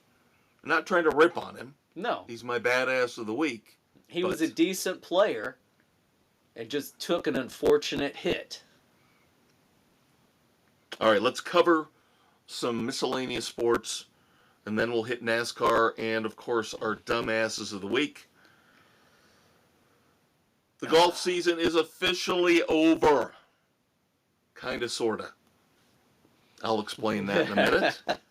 But the PGA Tour Championship at East Lake this past weekend, Scotty Scheffler, shocking, wins the FedEx Cup Championship, wins a cool $25 million.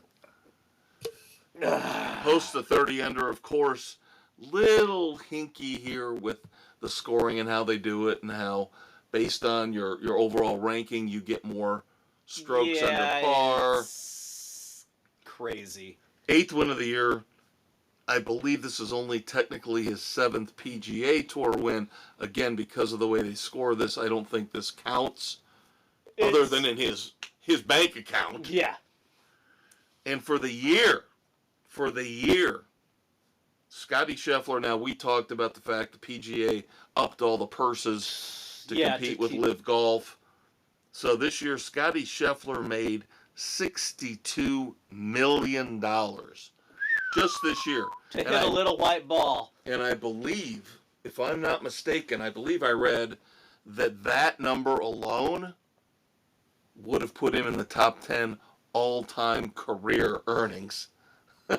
Just for 2024. That's insane. But again, they jacked had up to all the everything. Speaking of which, where could we be going with this? Mid-December. It's time for that TV match. Oh, God. The made-for-TV match, and this year it will be PGA versus Live. Oh, God, help us. In mid-December, we will get Rory McIlroy and Scotty Scheffler. Going head-to-head? No, they're going against. Those guys are teamed right. on the PGA side against Brooks Koepka and Bryson DeChambeau. Who would have thought 2 years ago that Koepka and DeChambeau would be teammates? Yeah, I'm telling you. That is very interesting. I lay odds the worst score will belong to McIlroy. Yeah, McIlroy. He is the weak link. Yeah, he's got to bring in the best golfer of the last 20 years to be his teammate. Where's Tiger? Oh, yeah. The great and glorious Tiger Woods. Where is he? All right, in tennis, the U.S. Open, we'll have our recap of the finals next week. But this is a great, great story. Botic van de Zandschulp. Gesundheit. Yes. Botic van de Zandschulp, number 74 ranked player in the world, beat number 3 Carlos Alcaraz. 6-1, 7-5, 6-4. Wasn't even close. But the best part of this is that the odds. If somebody had bet on Botic, they were getting plus 2,500. Oh, wait. But what if you didn't? Maybe we'll have to revisit that later on. I think that's foreshadowing because, wow, that was... Whoo! Now, the other interesting thing about the U.S. Open this year, now, we got a lot of Americans making it to the semifinals, which is wild. It's crazy. Because when was the last time American tennis was dominant? It's been a good little bit. Novak Djokovic also got knocked out of this tournament fairly early. So, what we're looking at, for the first time since 2002, this will be the first year that Nadal, Federer, or Djokovic did not win a major. Oh, man. First time since 2002 that one of those three did not win one of the 4 majors. Wow. Yeah. Wow. And I believe if you just tack 1 year on, if you go to 2003, first year where they didn't win multiple majors. Damn. So that should tell you, as we've been talking about, how the times are changing for Yep, Father for Time tennis. is catching up. Yep, tennis is definitely changing. And the disturbing thing is Alcaraz losing like this. That hurts. Because he's supposed to be the next big thing, him and Jakob Sinner, Yeah. who I believe is still alive. Hey, hear what's going on in the NBA? God, New do I Jersey, want to? New Jersey, the state of New Jersey is offering a $400 million tax break for the 76ers to move. What? New Jersey's floating $400 million in tax breaks trying to tempt the 76ers to move. What are they going to do with the Nets? Who knows? Well, technically they're Brooklyn now, right? Yeah. It's the Brooklyn Nets. Because they left New Jersey to go to Oh, God, does New York need 3 basketball teams? That'll never happen. They'll never the let Sixers Philadelphia. belong in Philly. Well, they'll never let Philadelphia lose a major sports team. No. When they've only got the one. Sorry about the White Sox, by the way. But there's 2 baseball teams. Yeah. Oh, my Lord. The Paralympics are going on. And you and I talked about this. I find it fascinating. I'm not trying to be facetious, not trying to be a jackass, but some of these sports are fascinating to me. It's amazing. Wheelchair rugby. These guys are in wheelchairs beating the hell out of each other. My God. Yeah, this is one step away from Mad Max, man. Yeah. No, these wheelchairs are like battle tanks. Yeah. Yeah. And then I told you about blind soccer. Yeah. Where they've got walls up so the ball doesn't go out of bounds. Everybody except for the goalie has to be legally blind. Yes. The goalie can be partially blind, but they all have to wear shades to make it even. Yeah. And then there's a bell in the ball, and the goalie, this stuff is crazy. And I don't mean that in a bad way. No, it's just... I admire this. I love it. In many ways, to me, it's more fascinating than the regular Olympics were. Yeah, yeah. They have so much more to overcome, and what they need to do to make it happen is absolutely unbelievable. Then, of course, we have ESPN, and we have the ABC and Disney channels along with that. And DirecTV is fighting with them. So, of course, everybody who has DirecTV lost in blackout mode. Yep, lost, I think it was Sunday afternoon, just in time to miss out on the U.S. Open and miss out on the USC LSU game. They went dark.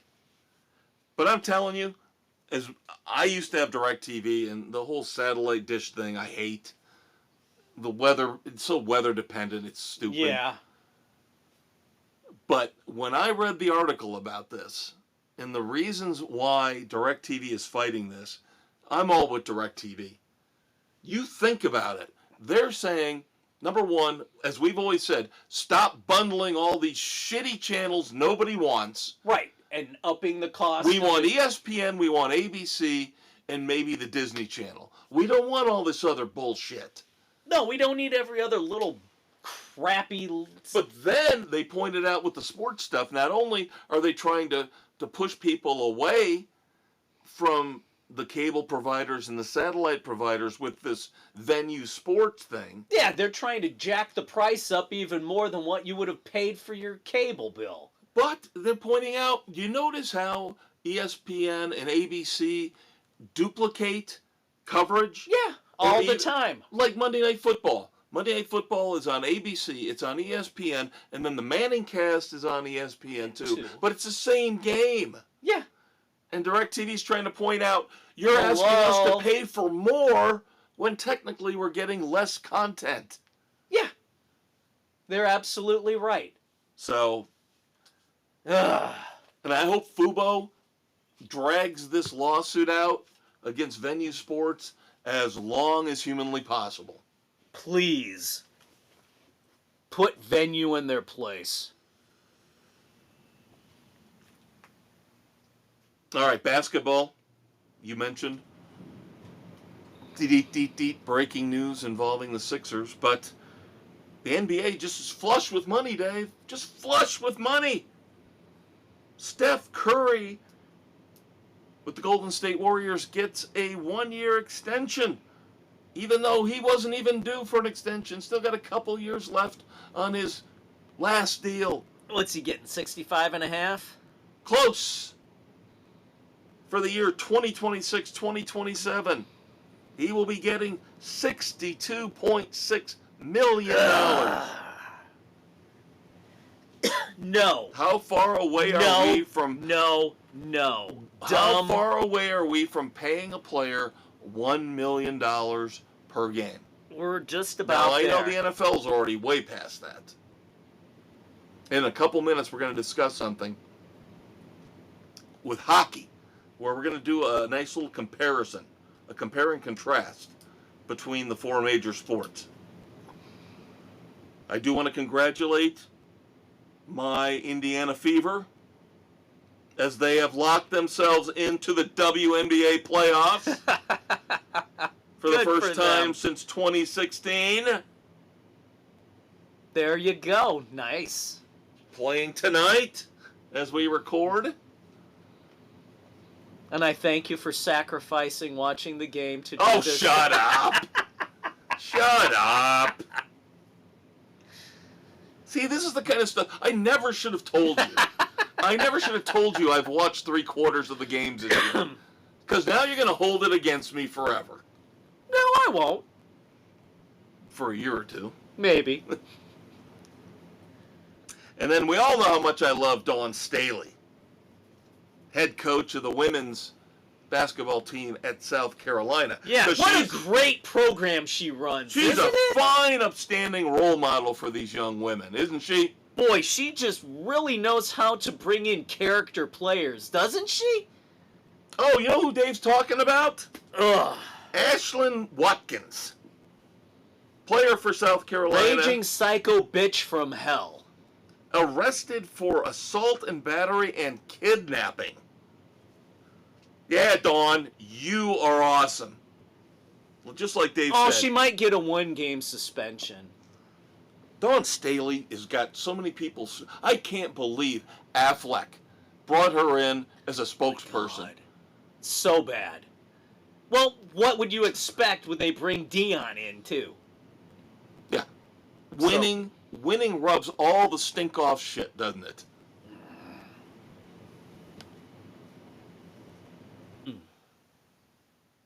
All right, so now we've got to cover the last regular season race of the NASCAR 2024 Cup Series before the playoffs begin. Yep, the Southern 500 from Darlington. And boy, did we have some fun with this, because all sorts of storylines, all sorts of things going on in terms of who got in, who's out, looking in the playoff picture. Bubba Wallace got the pole. So everybody's like, okay, Bubba's in good shape. Bubba might have a chance here. Yep. Faded, eventually, gradually. Still had a shot. Him and Chris Buescher fighting for that last spot on points. Huge opportunity when Martin Truex Jr. wrecks out early. DNF finishing pretty much in last place. Took out Ryan Blaney. Ouch. So you got two big names out. Truex's huge point cushion evaporates down to almost nothing. He was pretty calm. I mean, he knew it was his fault when they interviewed him. So that changes everything. But the one thing that Bubba and Chris Buescher did not need was another new winner. New winner, rancid chicken dinner. And that's exactly what happened. And kudos to Chase Briscoe. Happy for Stuart Haas. They will go out. Go out with a playoff run. Yep. So Chase Briscoe holds off Kyle Busch. A couple more laps, I don't think he would have been able to. But, of course, that's not how it works. So congrats, Chase Briscoe. Gibbs is getting a very solid driver replacing Martin Truex next year. Yeah, Briscoe is solid. Because you're going to give him even better equipment. This kid, watch out what this kid can do. Your man, the man you picked for this race. Tyler Reddick. Regular season champion. Yep, with Truex going down, he put up enough points. Being sick in that car. Yeah, supposedly pooping and puking. And just a miserable flu. I kind of look at, there's a great picture of course, him with Denny Hamlin and Michael Jordan in front of the regular season championship trophy. And then hearing about what he went through, I'm thinking, Michael, can you smell the dookie? And Michael, they interviewed Michael during the race. Yeah. He does not sound happy with one Bubba Wallace. I'll tell you that. Well, go figure. He's basically saying, time to put up or shut up, dude. Yeah. No, he got in this as a serious venture. He's not in it just to be in it. He wants to win. Yeah. So, but Bubba may be on the outside looking in before long. But he knows he's got a great driver in Tyler Reddick, who I've got to believe is one of the favorites to win the 2024 Cup. Yeah.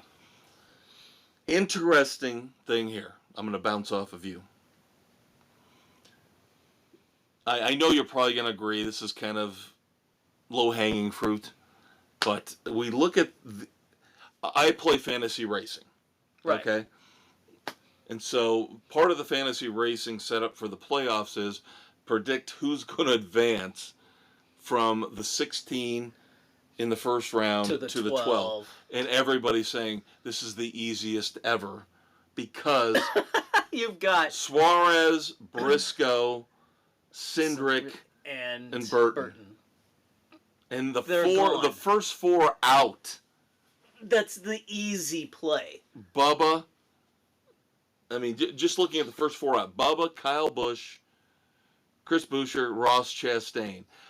Those four drivers are so much better than the four who actually got in. Yeah, who everybody is saying, there's no way. There's no way you're going to bet that any of those four are going to advance. Right. Then it'll get interesting. But people are saying, good thing this is happening right at the beginning of the NFL season because we don't have to watch the first three races. Right. We know. Lock them in. Yeah. And there you go. Then once we get down to the 12, then we've got some serious competition. Then it starts getting fun. But yeah, that's what makes this year. So is this like a survivor pool? Yeah, you go 16, 12, 8, 4. No. You get up to 3 entries. So I'm more concerned about my true fantasy team because I'm in the MRN group. Oh, yeah. So I am 141 right now. And I usually jump up a considerable amount in the playoffs. So if I can get in the top 50, I'd be happy. Well, there you go. Wheels of Doom. Awesome name. My team name, Wheels of Doom. All right, the 2025 Cup schedule has been released. And, of course, the rumors have been out there circulating for quite a while. We now know officially for sure, yes, they're going to force all the teams to go to Mexico City. Blah. And, of course, we will have, this is worse than Mexico City by 10 miles. The in-season tournament has been solidified. No, we don't need this bullshit. So now we've become like the NBA. It's retarded for the NBA. It's even more retarded for NASCAR. Oh, Dave, you can't say retarded. All right, it's fucktardian. I like that. I like that. You know I don't care. But that's just a bad idea. Nobody gives a shit. In the fucktardian era of the 2020s. Yes. God, it's so damn dumb. It's not going to increase viewership at They're all. trying to do this for their new partners, TNT and Amazon. It's not going to make a damn bit of difference. They're doing everything they possibly can to alienate the old school fans. I'm convinced They're of it. not bringing any new fans in. And That's they're the problem. losing the old school fans. Yeah. That's what I'm saying. You're fucking everything up. It's so god-awful horrendous. Now, a couple interesting scheduling twists in the other levels. One I know makes you very happy on the Xfinity level. Rockingham is back. Yes. Great track. And Good racing. And you're hoping this is a test. I'm hoping it's a test to get the Cup boys back to the Rock. And then in the trucks, I believe for the first time ever, they're going up to Connecticut. Lime Rock Park. Very interesting track for them. Yep, Lime Rock is a historic road course up there. Yep. So one that should be added to the GT ensemble. Oh, yes. Gran Turismo. Yes, yes, yes. So that will lead us into our picks. Our playoff picks. First race of the playoffs this Sunday, September the 8th, 2024, the Quaker State 400, Atlanta Motor Speedway. We get to pick one driver. Everything resets. The points have reset. Your humble host, the Maestro, is in the lead. Well You're picked. tied for third. You jumped up. Well picked. So, and I didn't get as big of a bump in points as I thought I would with our new wussy snowflake rules.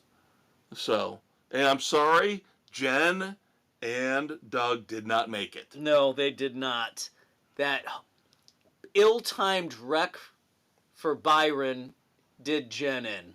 Yep. Yeah, and Doug had a shot there for a while with Denny Hamlin.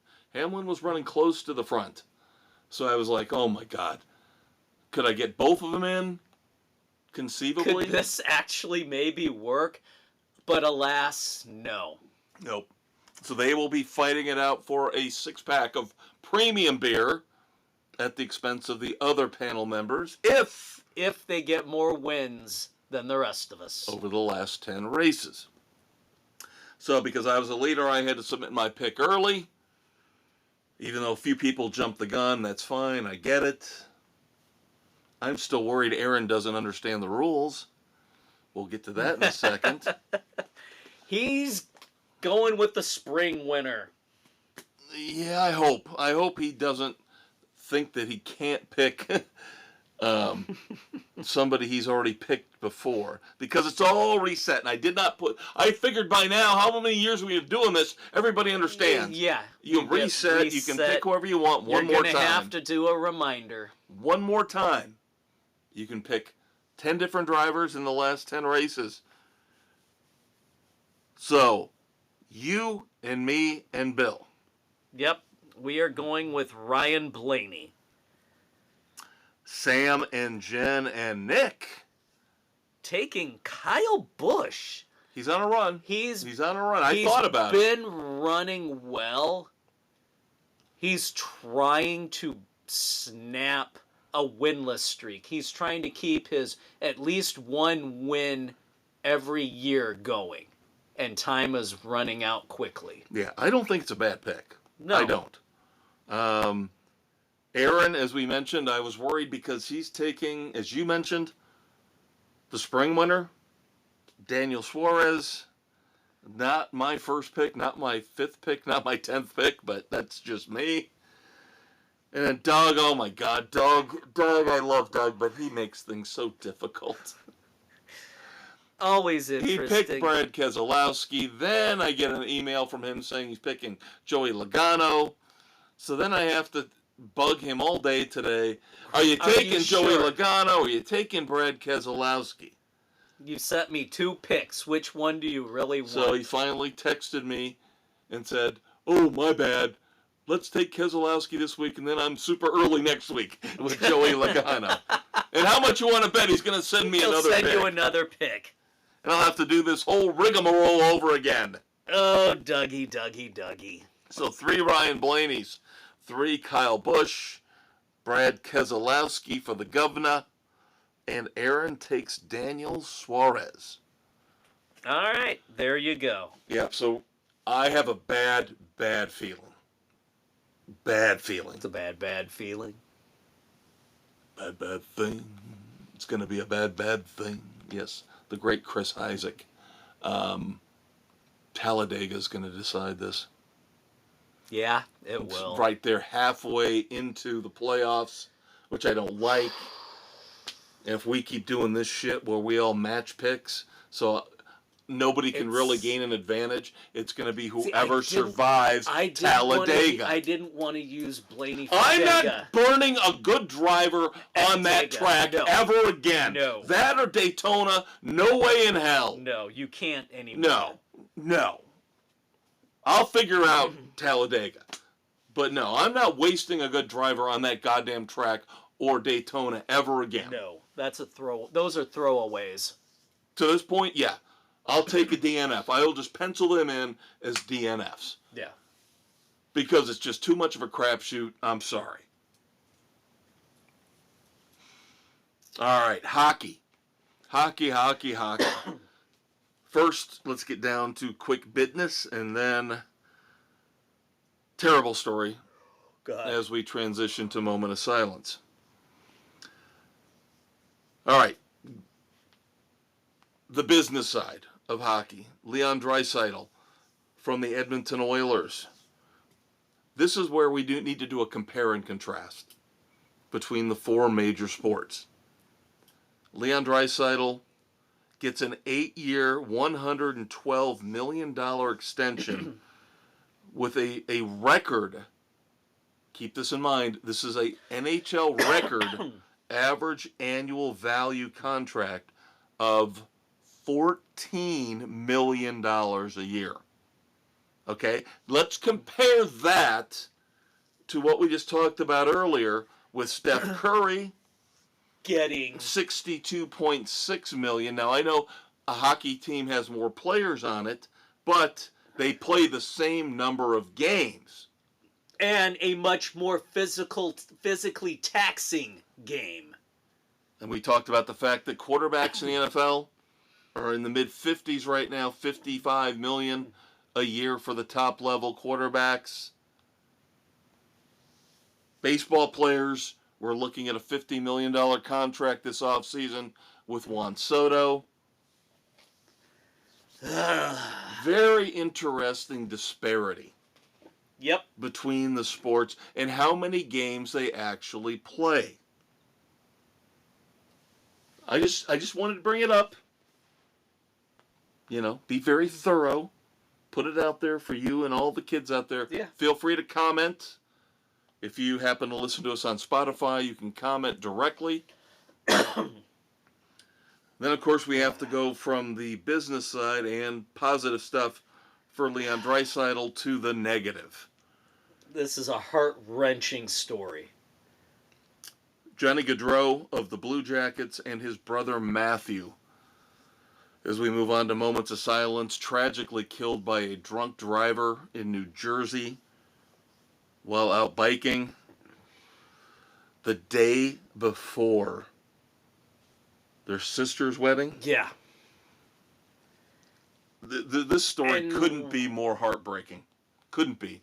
And which one was the expectant father? I don't know, honestly. I think it might have been Matthew.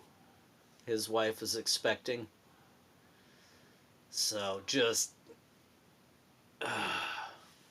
horrible. We hammer this point home, and we hammer it home. And the idiot drunk driver had road rage as well because he thought the car in front of him was screwing with him because he wanted to pass.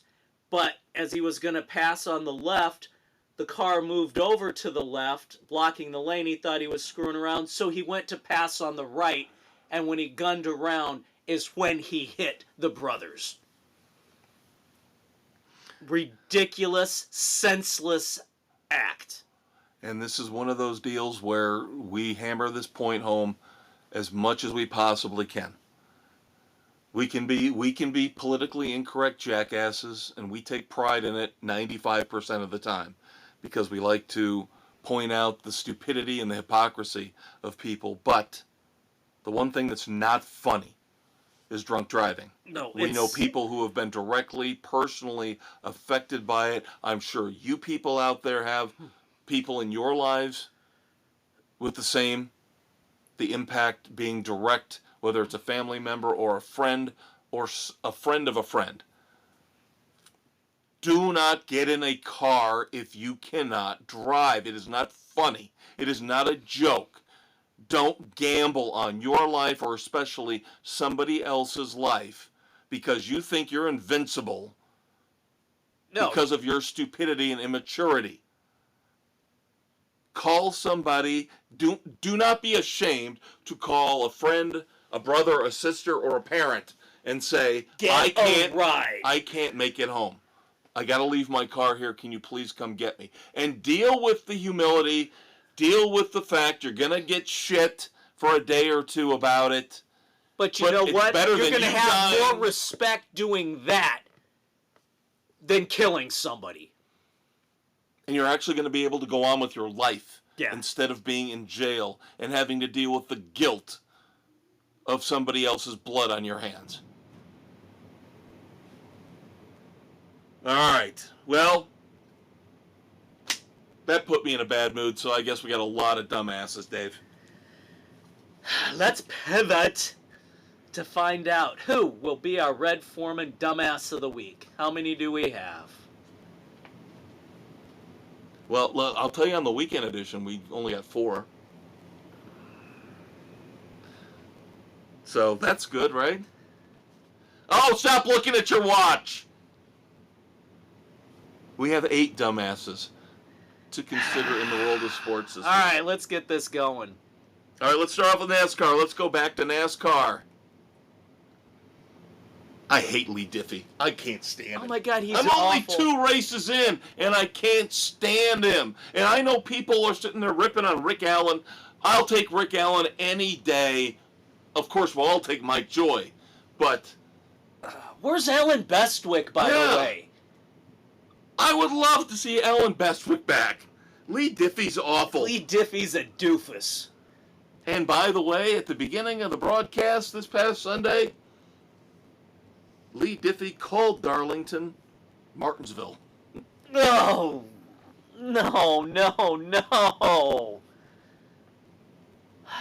Dude, do your fucking homework. You European Formula One white trash. Euro trash, sorry. Euro trash. All right, we bitched and pissed and moaned earlier about the fact that we picked Minnesota to beat North Carolina.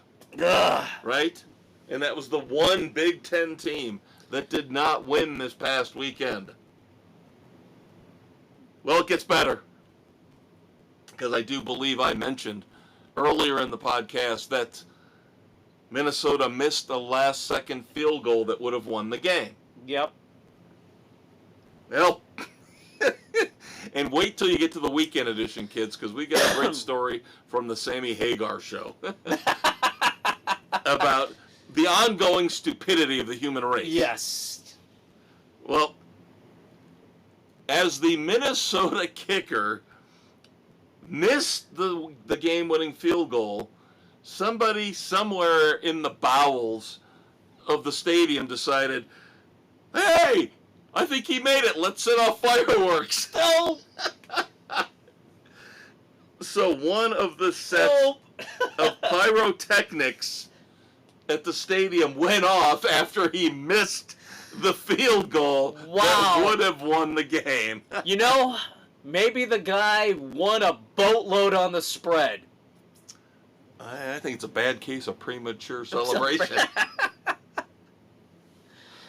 Oh, that's awful. That's true, though. Maybe he did. Maybe he had money on North Carolina. Although the spread, I think, was 2. So I think that's one where Vegas It won. would have been a wash. But if for he took everybody him out, lost. Yeah, so if he would have taken Carolina outright. Unless he got them with a better point spread. Potentially. And I'm glad you've done it again, Dave, with a great segue.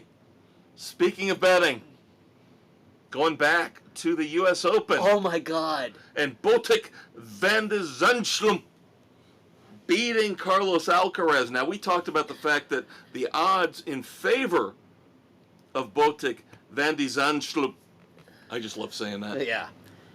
were plus 2,500, meaning if you bet bet $100, you won 2,500. Because all these numbers, I did research. They're based on if you bet 100. Yeah. But how about the idiot? Now they will not name him, but a BetMGM bettor, even though Carlos Alcaraz in that match was minus 10,000. Yeah. Which means you would have had to have bet. What was it? $10,000 to get 100. This guy, this unnamed bettor. Why would you? That's stupid. Somebody bet $25,000 on Carlos Alcaraz. And they lost. He would have won? $250 would have been the payout. Yeah. Instead, he loses 25 grand. That's the epic fucking dumbass. It's hard to beat that. Oh my God. I mean, that's just you bet 25,000 to maybe get 250 back. Unless he thought it wrong. Well, he had to be filthy rich. For one thing, you would hope. All right, now this is kind of a visual one, so I apologize for this since we're audio only. But Shohei Ohtani,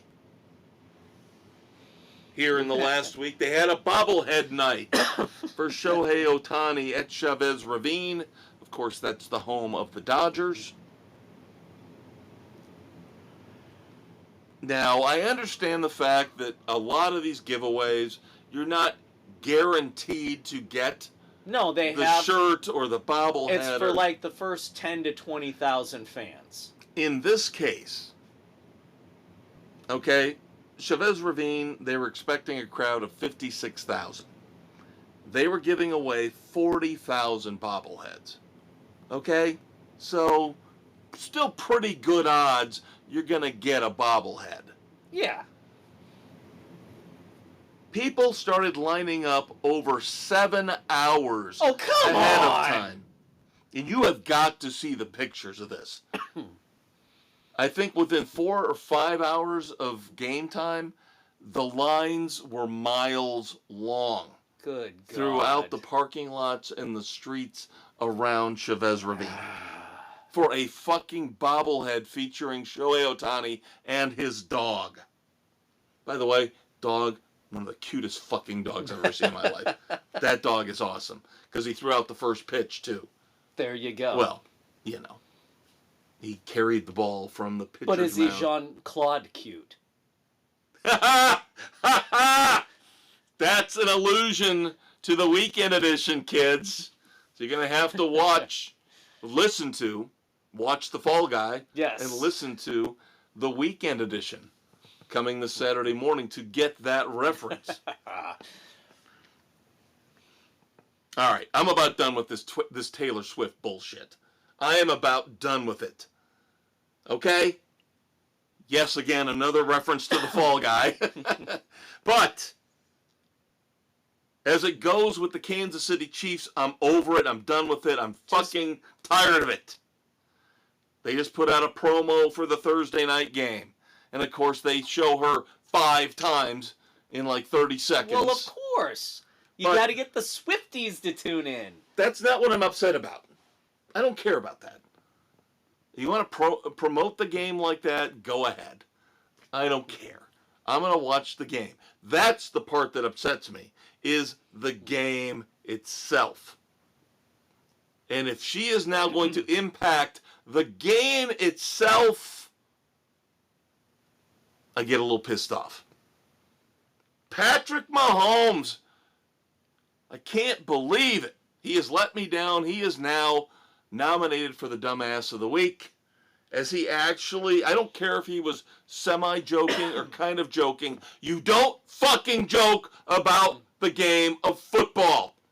It's serious business. Taylor Swift has been drawing up plays for us, and his direct quote is, quote, "We might have to put one in," unquote. Idiot. I'm done with this shit. I don't care who she votes for president, and I don't sure as hell want her plays infiltrating a playbook in my precious, beautiful NFL. It's going to be something gimmicky. This is... I don't want. This is the same goddamn criticism I had last week with the Bears and on Hard Knocks. I'm sorry. I don't expect women to listen to me when it comes to an issue like tampons or something like that. Don't fuck with me when it comes to football. I'm sorry. Dave and I know football. Taylor Swift knows music. Yes. Taylor Swift knows how to sell out an arena and play music. Stay in your lane, sister. There you go. Stay in your lane. Speaking of which, Malik Neighbors. I don't like this shit either. This is wrong to me. Malik Neighbors, of course, top draft pick for the New York Giants, wide receiver. They decided to unretire the first ever retired jersey in pro, not just the Giants, the first ever retired jersey in pro football history, which belonged to Ray Flaherty back in 1935. And Malik Neighbors decided he wanted the number 1 for the Giants. What an egotistical little bitch. And it's pathetic. He had a different number, and then all of a sudden he's decided, no, I want people to look at me. No, done. Awful. Never should have happened. No. And shame on the family for caving. Yes, I completely agree with you. And I know, like the Yankees retire too many goddamn numbers. Yeah, they go overboard. At some point, they're going to have to unretire numbers because they're not going to have enough numbers left for these players. But this is bullshit. That's ridiculous. Malik Neighbors had plenty of other options, plenty of other choices. He came into camp with a different number. He couldn't just stick with that number. No, he had to be a little baby. And again, egotistical receivers. Yep. Ugh. Roddy White, another egotistical receiver, formerly of the Atlanta Falcons. He is in the Falcons' Ring of Honor. Well, congratulations, Atlanta. You got a racist piece of shit in your Ring of Honor. Criticizing the Clemson loss, which we did as well. Yep. The Clemson blowout loss to Georgia. Roddy White decided to say, quote, "Too many white dudes on the field on offense," unquote. Of course, referring to Clemson. My question, my problem with all of this is, why do we let certain people be racist and other people can't? Maybe we should get rid of all of it? Hey, how's that for an idea? But no, certain people can't be racist. My ass. Then finally, our final nominee. You're going to have to bear with me on this. You might fight me on this one. Now, Kirk Herbstreit, he's been very vocal lately, and I've kind of liked it in that he knows he's kind of got ESPN by the balls, so he can say and do what he wants. But I think he's pushing things a bit too far. Now, we all love dogs. Dogs are awesome. Yeah. Dogs are like family members, as They he are. said. And he's got a sick dog. His dog, Ben, I believe has leukemia. Oof. So he brings Ben on the road with him. Now, we know that he does college football on Saturdays, and then Thursday nights he's doing the Amazon NFL game with Al Michaels. He's a busy guy. No problems. No problems with that, except Sunday night. LSU, USC. Kirk Herbstreit thinks, fuck it. I'm going to have Ben in the booth with me the whole night. No. And ESPN and ABC kept showing him Ben curled up at his owner's feet between him and Chris Fowler. And I'm like, bullshit on toast. No. That's not professional. That's cool egotistical. And he's out there ripping on people, calling people morons who dare to say that's a classless, unprofessional move. It is. You do not bring your dog to work. You don't have anybody who can watch the dog for 4 hours while you're doing the game in your trailer. Not cool. See, I think it's bullshit on toast. I think it's absolute. Does anybody else get to bring their dog in? I know. Is this where we're going now? Now we're gonna have support animals? Sick animals. Oh, but I gotta take care of him because he's dying. No. Bad precedent. Stupid move. Herbstreit, you went too far. And I think the worst part of it is he couldn't handle the criticism like a professional, like an adult, calling people morons because we get the fact that people love their dogs. I love my dog. And it is a part of your family. That doesn't mean if you had a sick kid with leukemia, you're not wheeling him into the broadcast booth and having him sit there next to you and your co-host for 4 hours, are you? Same damn thing. Idiot. So, Kirk, you're the moron. Not everybody else. You're the moron. You're going too far thinking you're the king shit of college and pro football color analysts. So why don't you tone it back a little bit? Ugh. All right, Dave. Let's wrap it up here. Kirk Herbstreit, Lee Diffie, Roddy White, Malik Neighbors, Shohei Ohtani bobblehead night. The dude who bet $25,000 on Carlos Alcaraz. The dude who set off the fireworks at Minnesota's loss. That's funny. Or Patrick Mahomes talking about actually using Taylor Swift plays. Which one wins the Red Foreman, the dumbass of the week? The big dumbass of the week is the better, who lost 25 grand. You can't argue with that.